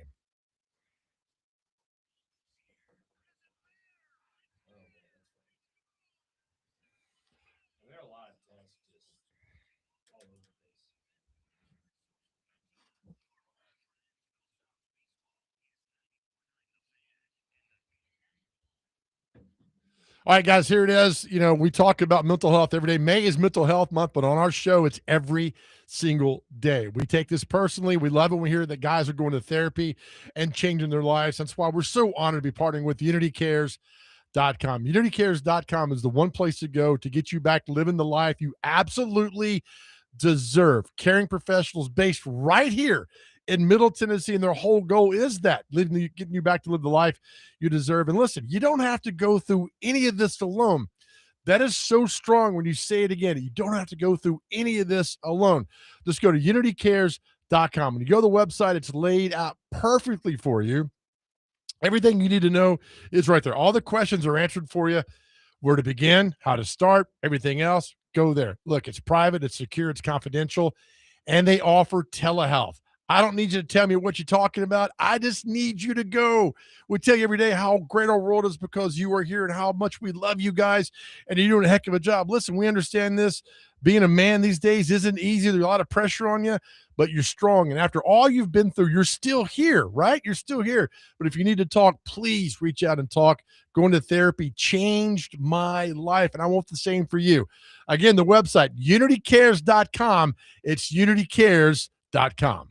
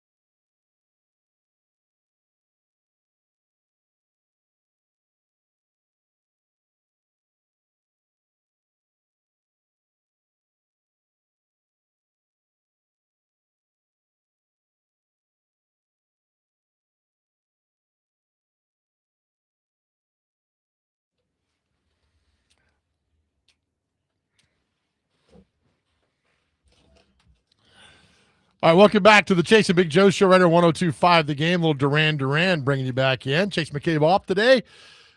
Dr. Crane in studio. Brando behind the board. Off and rolling. All right, so the draft lottery last night happened, and all right, the Predators are going to pick 10th, right? Yeah. And then so all I saw was like Toronto. Yeah, it figures. So the Maple Leafs get number 1. Is the draft next year in Toronto? It's a good question. No, this year it's in Buffalo, New York. I think next somebody year. said it figures with the draft number 1 being in the hockey capital of the world. It's all too convenient. And then I mean, look, I'm not a conspiracy theorist until I'm proven correct. And then that is Let's see here. 2027, the host city has not been officially Oh, announced. okay. All right. But for this upcoming draft, it's in Buffalo, New York. There was a caller earlier on, I believe, Next Man Up with Connor and Corey Curtis talking about there was like something 10 years ago happened where Toronto won the lottery. Now, fast forward 10 years, Toronto now won the lottery. And guess where it all took place at? And 10 years ago, it was hosted in Buffalo, New York. This year, it's hosted in Buffalo. Oh, that's crazy. So that's coincidence, probably, but you know. I didn't, and I wish Chaser, he knows more about this than I do, Yeah. but Sidney Crosby was the number 1 pick in 2007. Wasn't it a coin flip between Pittsburgh and Anaheim? And then Pittsburgh won. I'd be furious if I lost on a coin flip. And then I could look it up. And I think Crosby went to the Penguins and they immediately started winning. Let's see here. 2007, I think it was, after the 08, the lockout happened, and all kind of, my mind is. Let's see here. This will load properly. Load it, buddy. How you doing here today, Joe? Think good going on. Better hurry up. I'm going to have a Waymo run That over says the 2007 NHL Draft Lottery did not involve a coin flip, but rather a weighted lottery system, as always. Let's see. Was that the Sidney Crosby one? I don't believe so. I'm trying to find that for What, you. are you on dial up? You have a Commodore 64. What's going on over here? Hey, don't disregard that. Let's see. I can only type. It's 2005 draft, Joe. 2005? Okay. There we go. Now we're loading. There we go. Let's see. Yep, you're right. Yeah, simple coin flip. 2005. It says the Pittsburgh Penguins won the top pick via a weighted lottery rather than a – oh, no, opposite. Sorry, I misread that. Let's see. However, other leagues held a coin flip to settle the tie-breaking draft position, such as the 2005 Super Draft. So not NHL, but MLS. Well, due to the labor lockout, the suspended entire 05 season, positioning for the 05 draft was conducted via a weighted lottery based on each team's playoff appearances and draft lottery victories in the last 4 years. The lottery system led to the draft being properly referred to as the Sidney Crosby Lottery. Sid the Kid was taken by Pittsburgh in a coin toss, right? So where'd you get that at? I looked it up. Huh. I guess my computer's. Well, I mean, that's what I'm reading right here, right? I know. I'm just reading. Blame the computer. How dare you? I did. I'm just saying, how'd you get that so fast? So I'm just typing away and not getting anything. Hot yoga, man. Yeah. It's done wonders for me. But I wish that could have been done this year. So, all right. So I mean, look, and I was talking to Chasers about this yesterday, is that I get why they have it, but if you're the worst team, I hate saying this, but it prevents like tanking, right? Mm-hmm. So if you're going to tank at that number 1. Well, it goes to show you too, the Nashville Predator fans that wanted this team to tank. Look where it's gotten you. The 10th overall pick. I cannot stand people who want a team to lose. I can't. I'm with you. I cannot get on board with putting out a terrible product. I can't do that. If you're from Detroit, Michigan, probably so, because that was a franchise talking about football here, the Detroit Lions, that were awful for so long. Now they're actually good because they decided to invest in something. If you're a Nashville Predators fan, invest in your team. Don't just give up on them because, again, it's a 10th overall pick. I get all that. Probably not going to get the best cream of the crop. You're probably going to be waiting on that player to develop for the next 3 to 4 seasons. But right now you have a young core you can build on. So why not invest in that? Okay. It frustrates me. Animated. I like this. I don't like the tank. But I think the Detroit Lions, part of their allure was because they're so awful. Yeah. I mean, it's like they were so bad. You're like, I like this team. They're never going to be good. So I like the Lions. And now a little bit better. I think Dan Campbell has got a shelf life coming up. Yeah. I think it might be coming up. What you got, Brando? So, Frazier, I know you're passionate about the, why tank, go out, do what you can, which I understand that process and the value within that, because something that I know Joe has said in the past is that apathy is what kills a franchise. Yep. Losing creates apathy. However, I also think that there is a counter argument from the other side of the fan base that seems to be like, oh, we need to tank. Does being stuck in the muddy middle to where you are just good enough to make the playoffs, but realistically you don't have a chance, can that kind of create the same apathy in a sense when it has been long enough? Because it's crazy as it is, the Predators haven't won a playoff series in 8 years, which is nuts to think about because it doesn't feel like that long ago. It's true. But does that kind of create that apathy too? So I'm kind of interested in what your thoughts are and what maybe the counter argument there would be from the other side that is saying tank, tear it down from the studs and just rebuild, because we've seen stories of it be successful, like Montreal right now or Buffalo, to where they were bad for a bit, but they were able to build up and make the right decisions because they had some of those low years. It's a good point. If I'm a Titans fan and you come to me like, hey, we're just going to rebuild, I'm a season ticket holder, I don't want to watch that. Now, if you come to me and say, hey, man, we're going to do our best to reload, which is the same thing. Yeah. It's like buying a used car, right? It used to be a used car. The one day somebody said, you know what? Nobody's buying a used car because the connotation's so negative. Let's make it a pre-owned car. It's a pre-owned car. It's still a used car. This is how we approach it, right? With the mindset of all that. The curb appeal. It's the curb appeal, right? So it's still a used car. So tell me you're reloading. I don't need you. Tell me you're rebuilding. I'm not buying tickets to that. Retooling doesn't work either. No, I'm not buying. If you're like, well, you were 3-14. Like, how do you explain that? Hey, man, we're reloading. We're going to be better and stronger. So come. That's the whole point with the Brinker question. When I asked them, is this team you put on the field going to win the Super Bowl? And all he had to say was, we got a long way to go, but we're going to fight our ass off to make sure we're going to get there, and we need you with us. I'd be like, all right, I'll buy 8 season tickets instead of getting laughed at by Brinker at me. And then, but Borgonzi answered it though, which I thought was we got a long way to go. Yeah, we got a long way to go. Basically, no, we're not a chance in hell, but that's fine. And that's for the Preds' sake in this situation. And you mentioned football here. Drafting's a little bit different. Like when you're trying to rebuild in the NFL, like for the Titans' sake, they got a lot of draft capital. They capitalize on that on paper from what it seems like that they're going to produce, right? Right. You look at the NHL, those guys outside probably the top 3, top 5 picks in the first round. Other than that, 5 and all the way back to the end of the first round, they're not going to be in the NHL for the most part, unless your team is, really, really good. And like your point about rebuilding or retooling or whatever it is, just say you're restocking with veteran players. And that's fine. And again, I'm on board with that. To me, that is the rebuilding in the NHL. If you grab proven players already, that's the way I look at it. Again, it ruffles up the books a little bit, but to Brando's point, like that's how I would view it. I wouldn't view it as like, oh, going into the draft and rebuilding that way. Well, it's a good point. I mean, but it's still how you use the words. It's the same words, man. Yeah. The same words. All right, we'll take a break. We'll come back. We were going to do the segment at 1:30, but it leads in our segment now. We'll do every Wednesday together. We're going to do it at 1:30, but it's a segment called We Were Wrong. We were wrong. I was wrong about something. So I'm having a little mea culpa. And the question is, what were you were so adamant it was true or it was going to happen that you're wrong about? And I've got 2 things, which I got to get off my chest. This has got to get off your chest moment of things that you were wrong about. We're having fun. We want you to be part of the show right here, 615-737-1025. This is the Chase and Big Joe Show brought to you by the Omni Nashville Hotel.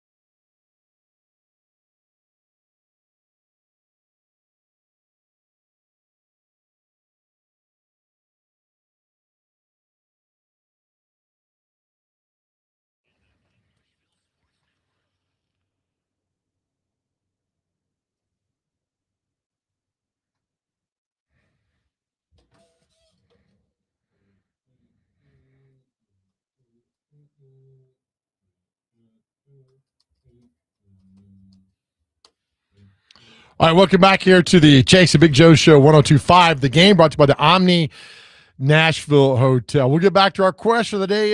We still got a lot of people weighing in on it. What's the first major news or sports story you remember as a kid? 615-737-1025. All right, now we got to do this. We were wrong. All right, so if you want to weigh in and get something off your chest, let us know right now because we'll read it on there, or you can call us. We don't care. All right, so I was wrong about the Preds GM announcement. I said Monday because the draft lottery, they'll have it.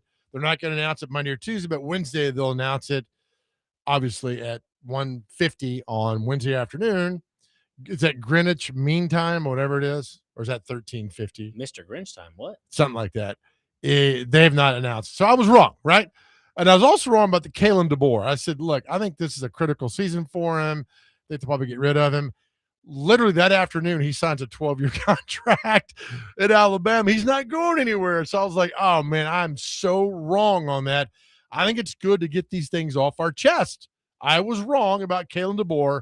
I was wrong about the Preds announcing a general manager today or whatever, some announcement for them. I think Sean Henry heard the segment and said, hey, let's put it off till next week. That way Joe won't be correct, and we could rub in his face. You win, Sean. We get this. We know you got a dinner after. That's right. Yep. All right. What do you got to get off your chest? Well, you've asked me countless times about Nashville SC. What championship, what tournament would they win this year? For me, I said it was the CONCACAF Champions Cup. Last night we saw that take place. Did not happen. So I was wrong about that.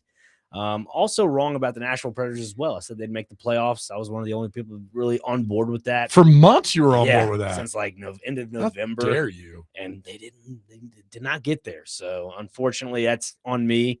But yeah, I'm still kind of hurt about last night though. Really wish they would have won. That'd have been cool. Anything else you want to get off your chest? You know, I was kind of wrong about a few things when it comes to this is food related. So that's it. It's all right. It could be anything.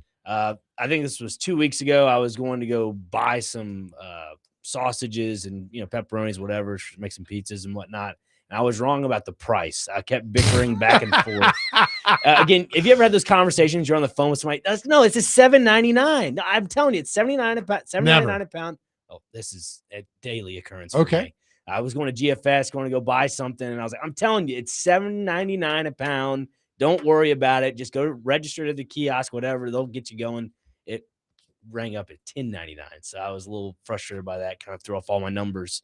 So I was wrong about that. Okay. So I apologize. Man, you live a very interesting and weird world, which is fine. Well, look, when you I try not to overthink too many things, but when you go shopping for certain stuff for another business and you're just trying to think, I got to map this, like you have a full, it's like being, you're a grown up, obviously. You look at your grocery list, it's like, all right, need this.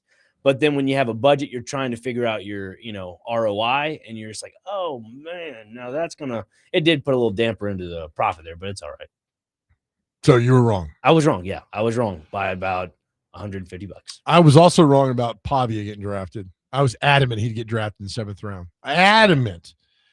But when I forget what team it was, took the quarterback from South Dakota State or the lefty. Yeah. Yeah. I forget what team took him. And when I was like, all right, you're taking this guy over Pavia, I get it. I was like, Pavia's not going to get drafted. And he did not get drafted. I thought for sure he'd go 7th round. Yeah. I also thought the Tennessee Titans would draft Jeremiah Love. I think we all thought that. Well, I think they would have. Oh, yeah. They'll probably deny it. Like, no, we had Carnell Tate was going to be our. No, we're not stupid. Yeah. We know what's going to happen. So you're not so wrong on that. I mean, because that opportunity did not present itself and then took off after that. Yeah, and I'll probably be wrong about the Titans this upcoming year. I said they'd go 9-8 and be a wild card team. You never know. I could be right. I'm trying not to be pessimistic. You said they'd go like a wild card? Yeah, not 9-8. Do you need to see them make the playoffs in order to be successful? Do I need to see it? Is that define success for them? No, I mean, everybody keeps saying that, 6 wins, just double your win total from last year. That's an improvement. I think there is a chip on the shoulder of Robert Saleh saying, I need to have a little more than 6 wins. I'm with you. This cannot be 6 wins and we'll be happy with that. With the amount of people they've brought in on that staff and the players they've drafted, this is more than a 6-win football team. What a terrible mindset to go into the season. Let's just get 6 wins and we'll be happy. What a terrible loser mindset. Every game, you got to go in saying, we're winning this football game. Like by 10 points, 12 points, I don't care. We're winning this football game. Yeah, I don't get the double the win total. No. Get the playoffs. And the playoffs, to me, is still disappointment. I mean, you win the Super Bowl. That's the whole point about this. Maybe I just think differently from other people. But that's the thing is like, don't if we win 6 games, we've doubled our win total. We'll get them at 27. That's called the winner mentality, Joe. That's what that is. Because I'm a damn winner. We all are winners. Right? You know this. Yeah. A winner. Nothing but winners around here. Brando's a winner. You're a winner. David Jane's a winner. We're all winners. We're all winners around. But I just don't think, and we've done a good job not mentioning his name today. Voldemort? We're not mentioning his name today. We're not going to do it. So that's the thing is that, but I just think, we were wrong. I think we've been pretty accurate the last couple of years about their win total. So I don't want to say I'm wrong about this. We'll predict in August and what happens. But I just think that mentality is really sad. Yeah. Oh, yeah. Yeah. It's a pessimistic mentality. You can't have that. Like that not only reflects what you think about the team, but it also reflects a little bit about yourself. Like how much confidence do you have in yourself to do this? You know what I mean? Yeah. Are you going to Bruno Mars tonight? No. Why? It's going to rain tonight on you. I'm good. All right. The Rifleman's going to Bruno Mars. I mean, good for him, though. I mean, guy's graduating this Saturday. Good for him, man. It is. You know who's in town tonight? No. Joe, there are a lot of people in town in Nashville. It doesn't have the same impact on you as does me. David Lee Roth is at the Ryman tonight. That is big. I mean, that guy was like, I still think he's the greatest front man ever in rock and roll, ever. And I'll argue all day long. But he's in town at the Ryman tonight. And I've seen some of the videos of some of the concerts so far, and it's interesting. Really? Interesting in a good way or bad way? It's just interesting because David Lee Roth might be listening. Can I tell you my David Lee Roth story when we come back? Please. I would love to hear it. I've got a great David Lee Roth story for you. Oh, I can't wait. Where's the popcorn? Yeah, it's around here, buddy. All right. We got one more hour here before a Real Sports Show shows up, DVD. You got that right. You know, part of that D is Derek Mason. You're right. Hell of a receiver. Fantastic receiver. Hell of a receiver. Derek Mason out of Michigan State. As a kid. Coached by Nick Saban. I mean, Derek Mason's seen it all. Like he'll be here at 3. He actually will be able to before 3. Will'll be here at 3:05. But Derek will be here before that. They're all going to be here at 3. All right. We're off one more hour for you right here. This is the Jason Big Joe Show right here on 102.5 The Game.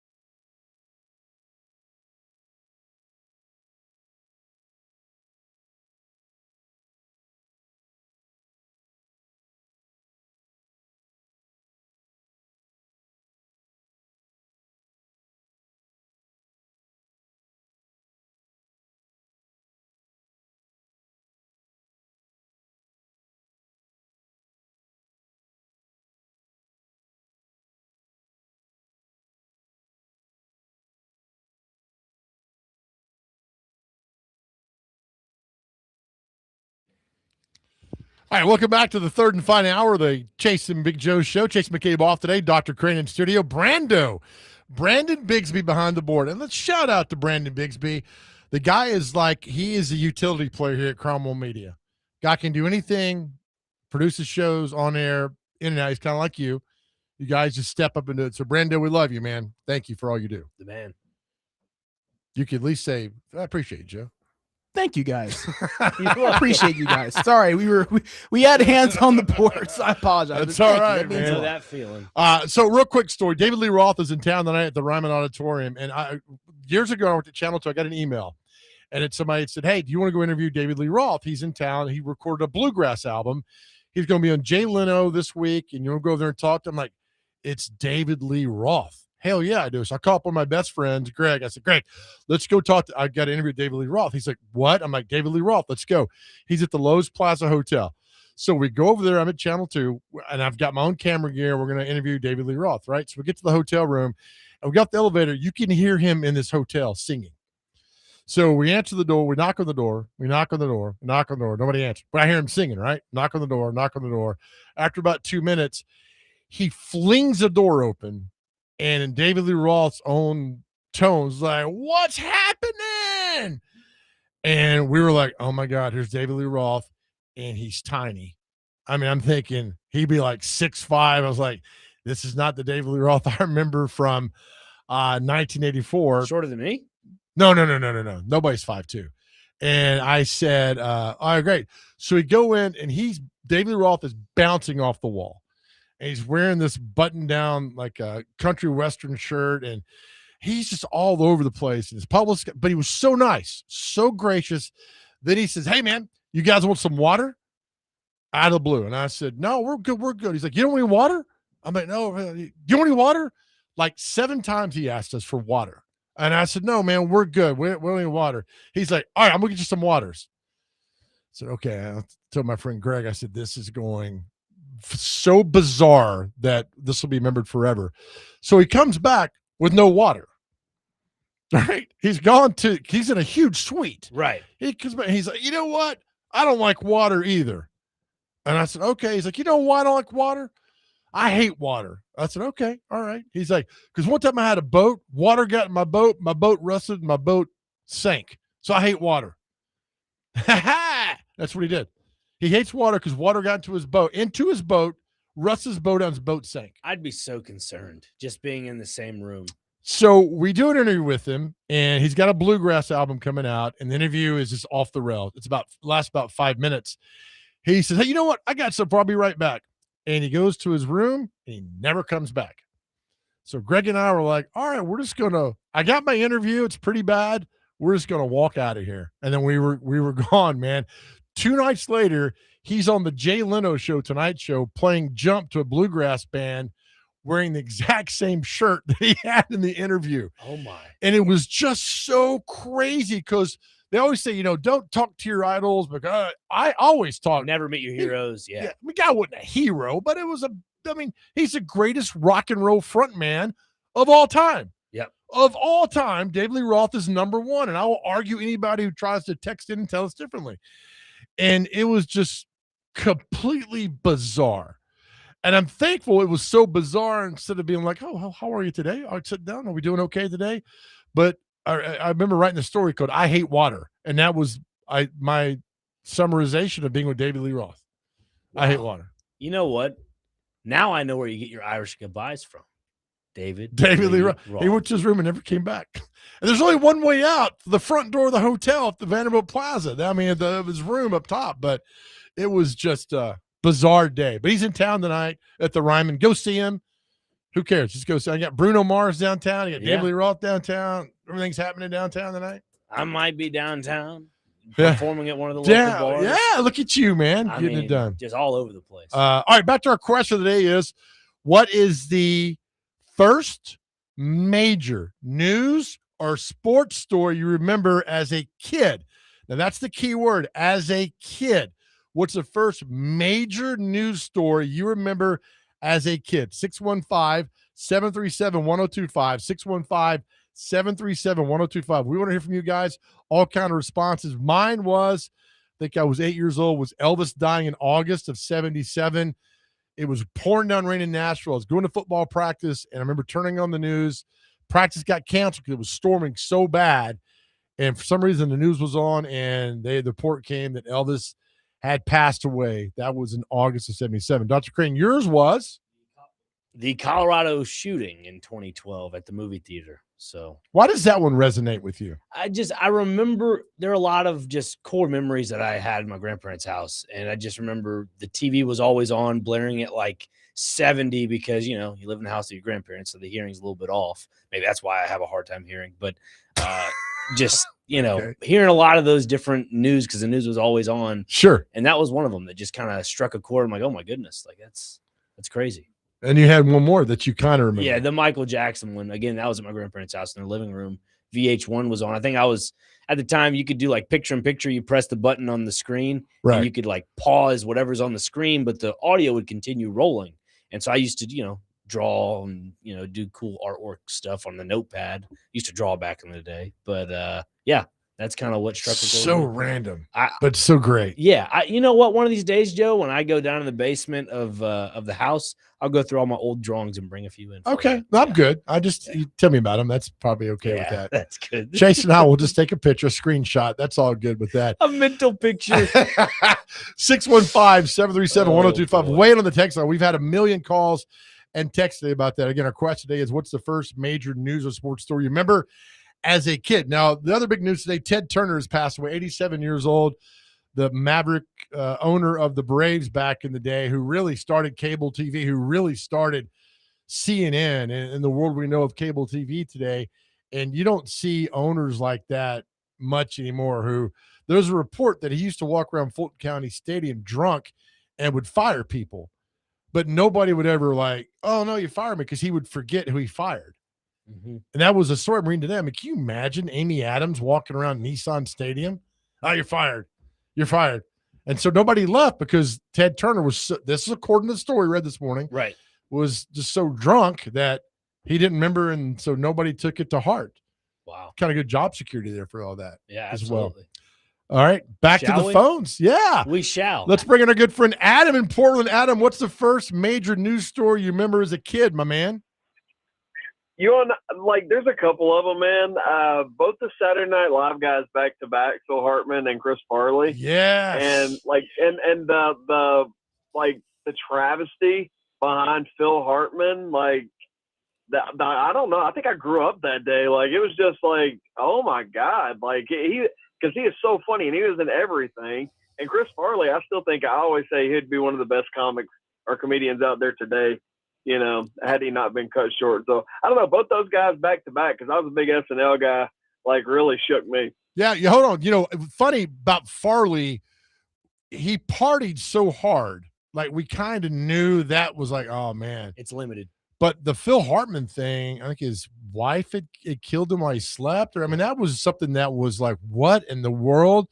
So I think Farley was December of 97 and Hartman was like May of 98-ish, right in there. So that's a good one, Adam. Yeah, I mean, that's big time news stories, right? I wasn't alive during the time of Chris Farley and so forth, but the documentaries on Chris Farley is just so crazy to just feel like that was not too long ago. And also like John Candy being one of those guys as well. I mean, we can't forget about, you know, hilarious actor, and he was in a lot of things. That's right. You know, I never saw the Beatles live, but there's YouTube. I can go see them. And so not seeing them has never been an excuse, right? Because you could look them up and find ways to see them. It's called learning history. It is called learning history. I'm proud of you when you learn history too. Thank you. Yeah, it was one of my favorite classes.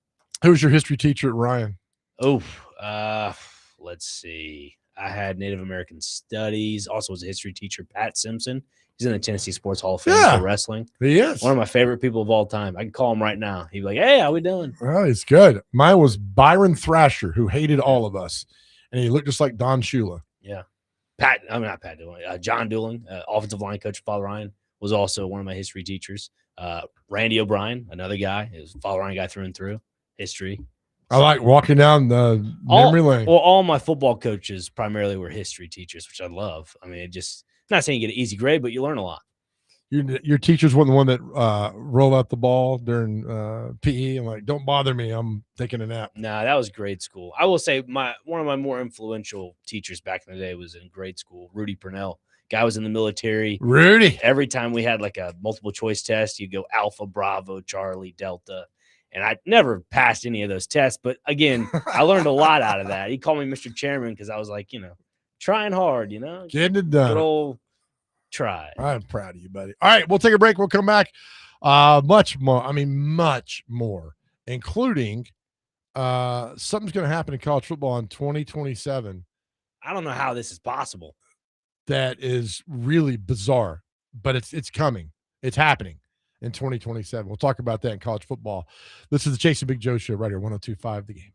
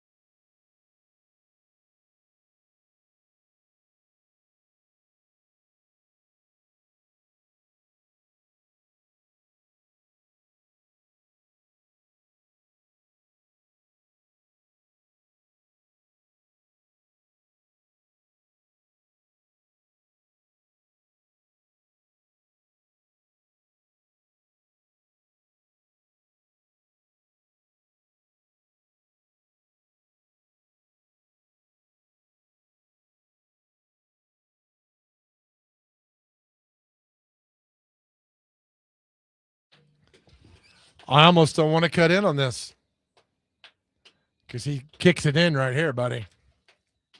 Down at the Ryman, 7:30, David Lee Roth. You know why? All right. All right, welcome back to the Chase and Big Joe show. I understand a few tickets remain tonight at the Ryman for David Lee Roth. You'll go see him. Or you got Bruno Mars, man, across over at Nissan Stadium. If you want to get rained on, or get over there. Honky tonkin'. Or honky tonkin' and go see David Lee Roth at the world famous Ryman. Who was your first show at the Ryman? Ooh, my first show at the Ryman. I want to say it was a Christmas show. Oh my goodness, what's his name? The Wiggles? No, not the Wiggles, Joe. It was a country music artist. Give me a break. Bluey? Miss Rachel?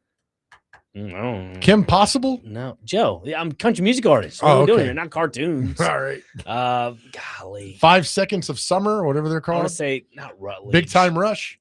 Joe, you're confusing my Harry brain. Styles? Please, I can't think. I'm not thinking straight. Chris man. Kirkpatrick and All right. We're just gonna not think. well, what was I it? don't Vince know. and Amy? No, it was not Vince and Amy. It was Gary Allen?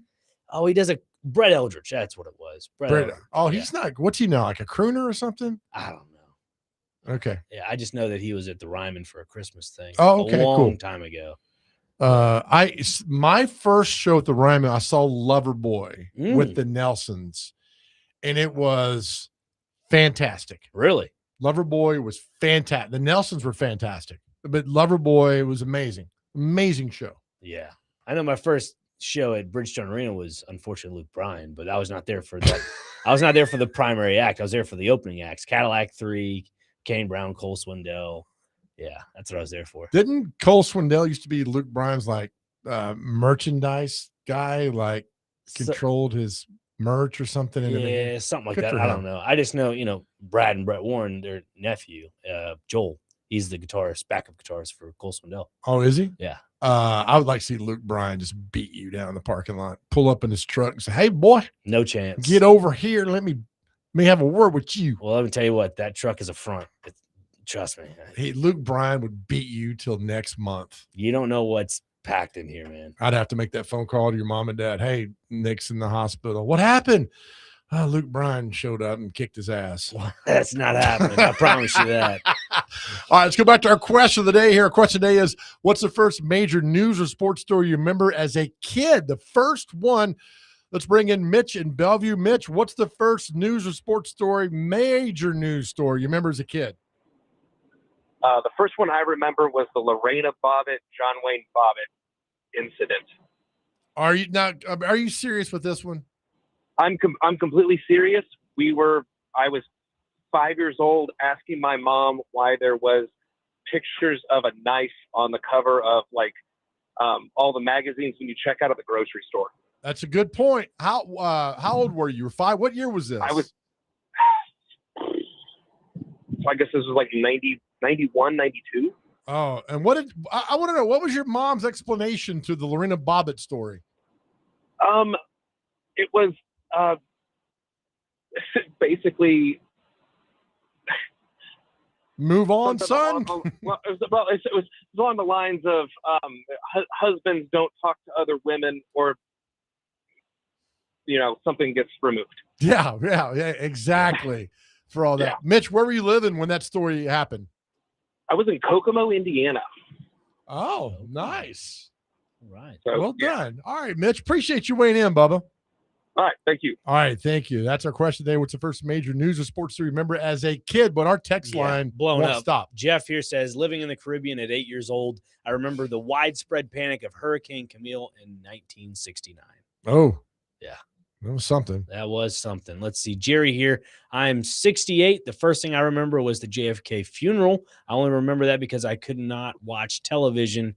I could only watch my cartoons. I did not remember the actual shooting. I just remember watching the funeral on TV. So probably with the family being in the living room, change the cartoons to the funeral. Makes sense. Oh, yeah. I read something about NFL made a major mistake that weekend. They didn't cancel the games. And that's like, I think Pete Rozelle was a commissioner, and he said that was the biggest regret he had as a commissioner, not canceling the NFL games that Sunday. Yeah, that is a bit unfortunate. Another one here, 4720.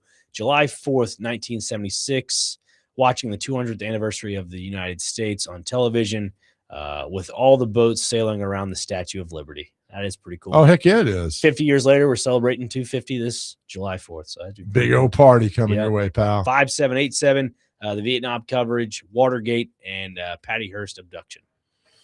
That's going back a ways. Yeah. Watergate 73, 74 right there. There's an HBO thing about that. There is. Our phone lit up all day long. Let's bring in Ben. Ben, welcome in. Ben, what is the first major news story you remember as a kid? Hey, I don't remember how old I was, but I did not have sexual relations with that woman. That was 98, I think it was. January of 98, fall 97. Yeah. How old were you? I mean, where were you? I was just in my parents' living room. It was the first real memory I have of like how important a president was supposed to be. Yeah, that's a good point. That's like 28 years ago, man. Thank you for the call, buddy. Appreciate you. Thank you. All right, let's go back into Jack now. Jack, welcome into the Chasing Big Joe show. What's the first major news or sports story you remember as a kid? Well, I'm probably older than a lot of people that are calling in. The first thing I really remember, I would have been 7 years old at 62, was the Cuban Missile Crisis. And we were living in East Texas, right next to all these oil refineries, etc. And we were within range of Cuba. So I remember the duck and cover drills and all these things. Wow. But what really did it was a year later, Kennedy gets assassinated in Dallas. And I'll remember it till I draw my last. I'm sitting in 63. I'm sitting in third grade. It's about 1 o'clock in the afternoon. And our school principal, Mr. Trahan, who was a Korean veteran, had been around plenty, came over the box, the speaker up on the top of the wall of the blackboard. Sure. And you can hear him almost crying. Wow. Saying that President Kennedy has been killed in Dallas. School is being let out. Our parents are either on the way or the school buses will be here in about 10 minutes. Holy cow. And my mother, all the teachers were crying. My mother comes to pick me up. She's completely freaked out. I'm 8 years old. I know it's bad, but, kid can't wrap his head around this stuff. No, not at all. And the whole thing stopped on a dime and spun in a circle, even way more so than 9/11 did, because, of course, stuff like this hadn't happened yet. Oh, and, yeah. And so this is on a Thursday. Saturday, I'm over at my grandfather's house. And my dad and my grandfather sitting in two big wingback chairs, and I'm rolling around on the floor like a little kid do. They're watching all this on TV. Here they come walking Jack Ruby through that garage at the Dallas police station, and all of a sudden, bang, bang, bang. Or Ruby gets Oswald, excuse me. And both of my grandfather and my dad jump up. They start cussing.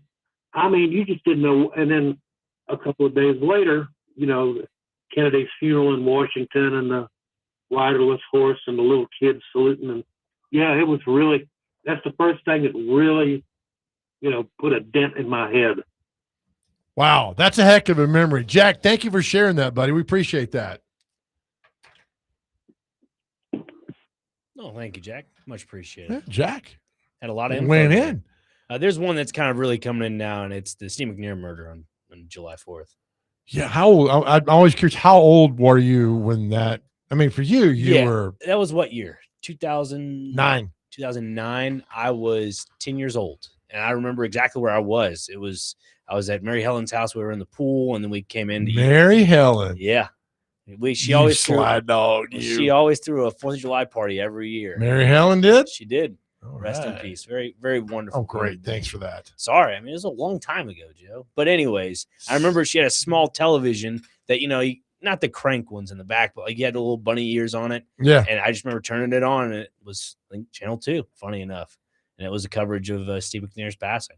God, that would be 16 years now. Yeah. But I'm curious how old. That's whole thing is like, how old were you when? Yeah. 10 years old. I remember that day vividly. Maybe that should have been your number one. Yeah. Well, Well, yeah, probably should have been. Think about it. Yeah. Maybe you don't think about these questions too in depth. Yeah, I don't. Maybe he's trying to appease me, which is even worse because I can figure that I can snuff this stuff out in a heartbeat. I'm good. I don't need a canine dog to sniff me down. Good Lord. All right, we'll take another break. We'll come back. Don't forget 2:45 celebrity birthdays. What day is it? We don't waste your time on that, folks. Really appreciate all the interaction that you guys are all and girls are always fantastic. We love you guys. All right, back with more. This is the Chase and Big Joe show right here on 102.5 The Game.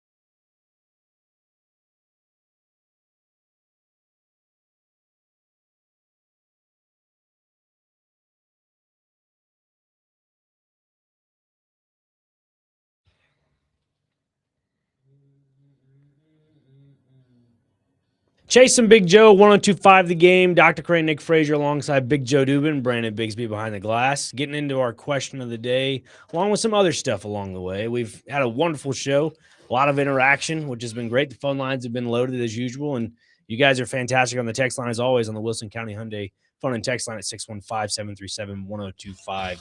The Game. Good with that, buddy. Proud of you. Thank you. That's not a I better say I didn't look like a caller. okay. Yeah. My eyes are not that bad. Well, a lot of interaction today in our question today is the first major news sports story. Remember, as a kid, that's the operative word, kid. We saw this earlier today during our lengthy pre-show meeting, right? So Kyle Whittingham is the new head coach at Michigan, said 2027 there will be $50 million college football rosters. When does it stop? 50 million. Look, I'm 57. If I find like $20 in my pocket, I go crazy. As an 18-year-old kid, if you're giving me $1 million, I've lost my mind. Exactly. $50 million roster. I mean, how do you compete? So if Bama's got a $50 million roster and Mississippi State's got a $2 million, I'm rooting for Mississippi State. They got a $2 million roster. I'm doing that. It's the American dream, the underdog story. Right. But what, honestly, Joe, where is the ceiling to this? Where does it stop? I don't think it Because does. as the sport itself, everybody loves, this is my opinion other than what I've seen online, but I think college football is a lot better of a product than the NFL just when it comes to fandom. Mhm. I think we obviously, because there's more colleges in the United States, we get all that in comparison to pro sports teams. But everybody rallies around. We were talking earlier before the show about communities, talking about something that's in that community, they rally around it. College football is that. Those fans, they spend their hard-earned cash to go watch these 18 to 24-year-old players on a college football program Right. that is not producing at the highest level because they're getting paid $1 million here, $4 million here. Hell, maybe some of them getting paid $10 million. Language. Excuse me. That's just greediness is so infuriating to me. It makes me just sick to my stomach. But I can't fault the guy for getting the money. Right? That's Capitalism. the problem. That's beautiful. I get all that. I'm not trying to say like cap everybody a certain amount of money. No, I'm not saying that. I'm saying there has to be some form of a salary cap structure to where you got an allotted amount of money. It's allotted as some amount of money. If it is 50 million, then so be it. Okay. I'd rather see it more like a $20 million range. Wasn't there something of news that came out like back in October or something? Allegedly, that they yeah. were going to cap something to where you'd have to disperse 75% of it going to football and then Right. something else goes to basketball, whatever. I saw earlier today that Tennessee and Rick Barnes and their basketball program is spending $18 million on the 26-27 roster. Crazy. $18 million? Crazy. Come on. And then you're going to, and people are saying now $50 million for certain football teams in college football. Yeah. If it's one of them's Tennessee, that's $68 million all going towards, football and basketball. That's crazy. That's nuts. And somebody told me one time it's tough. It's hard to be tough when you're sleeping on silk sheets. Yeah. Let that sit in a little bit. It's hard to be tough when you're sleeping on silk sheets. Doesn't build a tough man. Rocky 3 didn't happen. He was silk sheets. Yeah. The Apollo said, man, there is no tomorrow. There is no tomorrow. There is a today, though, for Ed. Ed, welcome in for a question of the day. Ed, what's today? Glad you took my call. What's going on, Ed? My first recollection of a TV program was in 1952 when Roy Campanella was injured. He was probably one of the greatest catchers that ever played the game. He was playing with the Dodgers at the time. He was a 3 or 4 time all-star. He was it just really hit me. I guess I was just old enough then that I could see that heroes don't live forever. Was that the automobile crash? Yes. He had. I don't know if it was his fault or whose fault. I don't remember that part of it, but yes, it was an automobile accident. Man, how old were you back then in 1952? In 52, I was 7 years old. Oh, man, what a memory. Ed, thank you for calling in, man. We appreciate you. Thank you. Okay, yeah, y'all have taken my call a couple of times before, and I appreciate it, and I listen to you all day. So. Oh, Ed, we love you, man. Thank you, buddy. Don't be a stranger. Okay, bye. Ed's a good man. It's a great call. Yep. Just one more thing real quick back to college football, but the $50 million thing. Yeah, pal. We talk about the NIL all the time and how it has hurt and also benefited these college athletes. Should it be to the point where you start limiting how much, or I guess how many people that can, share your name, image, and likeness? Say you restrict it to like 5 companies. And out of those 5 companies, they basically can give you an uncapped commission of whatever you can make with that company, okay? Okay. So what I'm trying to get to is every player in college athletics, give them 5 companies, okay? Whatever money they want to pay them, that's fine. But it is capped at 5 companies. Why 5 companies? I just a number to throw out there. It could be 3. I don't know. Well, I've been told if you do a salary cap, that invokes a union, and then this goes around. This goes around that. The NIL has nothing to do with a salary cap whatsoever. I'm just saying you're restricting the amount of companies that can do a co-branding with you. Well, here's the deal. If I'm hiring Nick Frazier and I own an apparel company, I want you. I don't want you pimping out automobiles. I mean, I want you. I'm paying Right. you. So Well, I'm like, just you're saying, my guy. it now gives the NCAA a little bit of leverage to a certain situation like this. And then say there is a company that wants to endorse me for, clothing brands. I've already reached the maximum 5 NIL branding deals. Then that goes through the school instead of me. You get what I'm Okay. saying? Yeah, I get what you're So saying. I think that should be another way to where the NCAA can get their piece of the pie, along with the university can get their piece of the pie, to where they can kind of divvy out some money towards me. Because at that point, again, I try not to be greedy when looking at this. Everybody's happy, and you can. Again, we both are on the same page of NCAA has no power in this case. Well, remember the day we talked about the kid who wanted a sauna built in his house? Yeah, like that.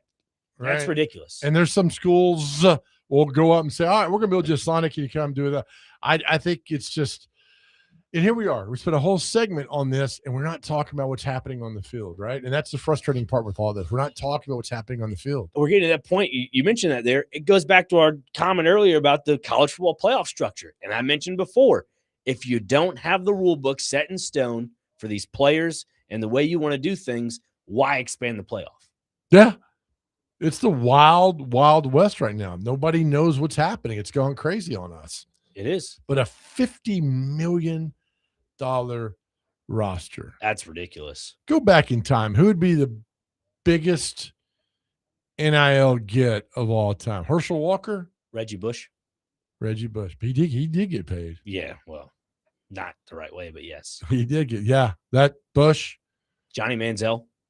All generational, obviously. Manziel got paid too. Yeah, I know. I'm just saying, if we did it in the NIL era, Yeah. I'd say, that. It is generational because I'm like, for me, it would have been Herschel and Bo would have gotten massive deals. Yep. Doug Flutie? Not maybe a little bit. He's not as big as. What about Peyton Manning? Would have gotten a massive deal. Mm-hmm. Massive deal. He'd have been, man, I'll get some money on something. Papa John's Pizza. Yeah. Remember when he did that stupid beer thing? I'm gonna go have me Chex Notes, a Budweiser when I get out of here. Well, have you seen the most recent one with Shane Gillis? He goes, I think the bride wants a beer. The bride wants a 2 with the deviled eggs. I'm just like, dude, you're in everything. Yes. Can we stop? No, it's not going to, because that job is to enrage me when he's on TV all the time. But that was trying to think of some other names, like besides football, like maybe into basketball. I mean, any reach out to you? Any ring a bell? Magic Johnson would have been. Jordan. I mean, the big ones who carry over, right? But there's some that, like Pearl Washington at Syracuse was okay in the NBA, but in college he was amazing. Yeah.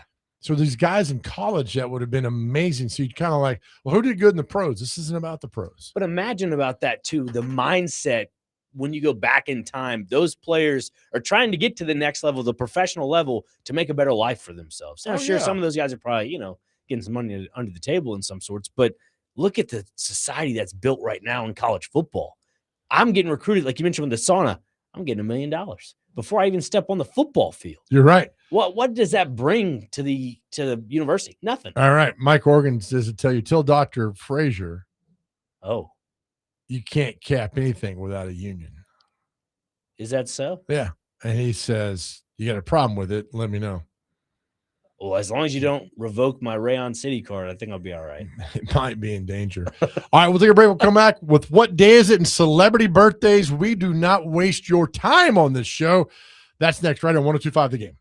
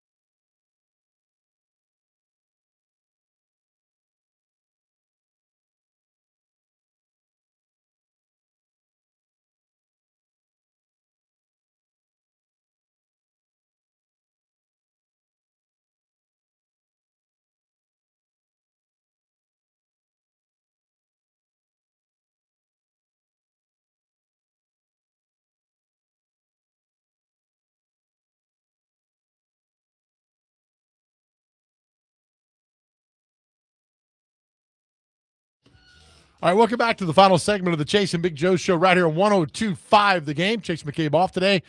Dr. Crane in studio. Brando behind the board tomorrow down at the Omni Nashville Hotel. If you're looking for plans for Mother's Day, check out Kitchen Notes at the Omni. Just go to opentable.com. I'm telling you, take your mom to Kitchen Notes. The menu, the food is fantastic. You'll feel good about yourself because your mother will be treated like a queen, like they all should be. So check out Kitchen Notes at the Omni Nashville Hotel, opentable.com. So you're wired up over there about this. Yeah, I was trying to figure out the Cash of the Watergate thing on HBO, that little series they had, and I was trying to figure out one of the names. I was like, Woody Harrelson. I was like, why am I blanking on the name? And so, yeah, I'm excited that I got that right now. Yeah, I am proud. Mike Organ says, tell Dr. Crane the Supreme Court ruling said that every athlete has a right to make as much money as he or she can. That's right. You cannot limit that without a union. Okay, I'm not saying. So stop trying to limit it. I'm not Nick. trying to limit it. I'm just saying, look, to Mike's point, I'm not limiting the amount of money they can make. I'm just limiting the, I guess, amount of companies that can be with you. I'm not limiting how much those companies can spend with you. I'm just saying that that's a way to kind of finagle around it a little bit. You got a better back pedal than Deion Sanders. Look, I did play football for 6 years. Wow, on that. All right, with that being said, Brando, you ready? Let's do it, brother. Talk about backpedaling. How about pedaling with a bike? Bike to school day is today. Oh, is it? Yes. American Grump Out is today. Ah, that's you, pal. I'm not a grump. Am I? Am I No. Groucho Marx? No? All right. International No Diet Day. Joseph Brackett Day. It's the music brackets. Joseph Brackett. You're welcome. Yep. Oh, that's right. Joe. Forgot about you, Joe Brackett. My bad. National Anxiety Disorder Screening Day. National Beverage Day. You could pair that with a National Crepe Suzette Day. Looks like peaches, crepe peaches, I think. I don't know. Bad picture. National Nurses Day. National Tourist Appreciation Day. National School Nurse Day. Oh, yeah. School nurses are great. Yeah, absolutely. No homework today. Oh, hope not. Occupational Safety and Health Professionals Day. And last but definitely not least, Joe, World Carnivorous Plant Day. So, yeah. Carnivorous, whatever. It's a Venus flytrap, isn't it? Wasn't that a DJ on WKRP in Cincinnati? Carnivorous flytrap. Oh, Venus flytrap. Yeah. All right, time for celebrity birthday. Are you done? I think so. I hope so. Did I miss any? Nope, we're good. Okay, good. Bye. Time for. Are you good? Yeah, we're good. Yeah. All right. Time for celebrity birthdays. Got to get these within two. Okay. Brando, you go first. You good? Are we okay? I don't know. I'm talking to Oh, Brando. yeah. I'm ready to roll. Oh, okay. Yeah. Good hear Brando. Who's on there. first? What's that second? Brando, please get this one correct. All right. How old is the greatest quarterback at the University of Tennessee? His birthday today. How old is Andy Kelly? Yes, even better than Peyton Manning. How old's Andy Kelly? 56. 63. 58. Brando, thank you, buddy. Dr. Crane, how old is hockey goalie Martin Brodeur? Played with the Devils. Yeah, New Jersey Devils.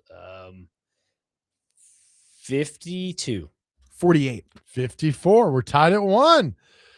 Brando, how old is hard-hitting Jason Witten, former Tennessee tight end, Dallas Cowboy, Hall of Famer, Jason Witten? 44. 48. 44, exactly. He's up 3-1. Dr. Crane, how old is Chris Paul?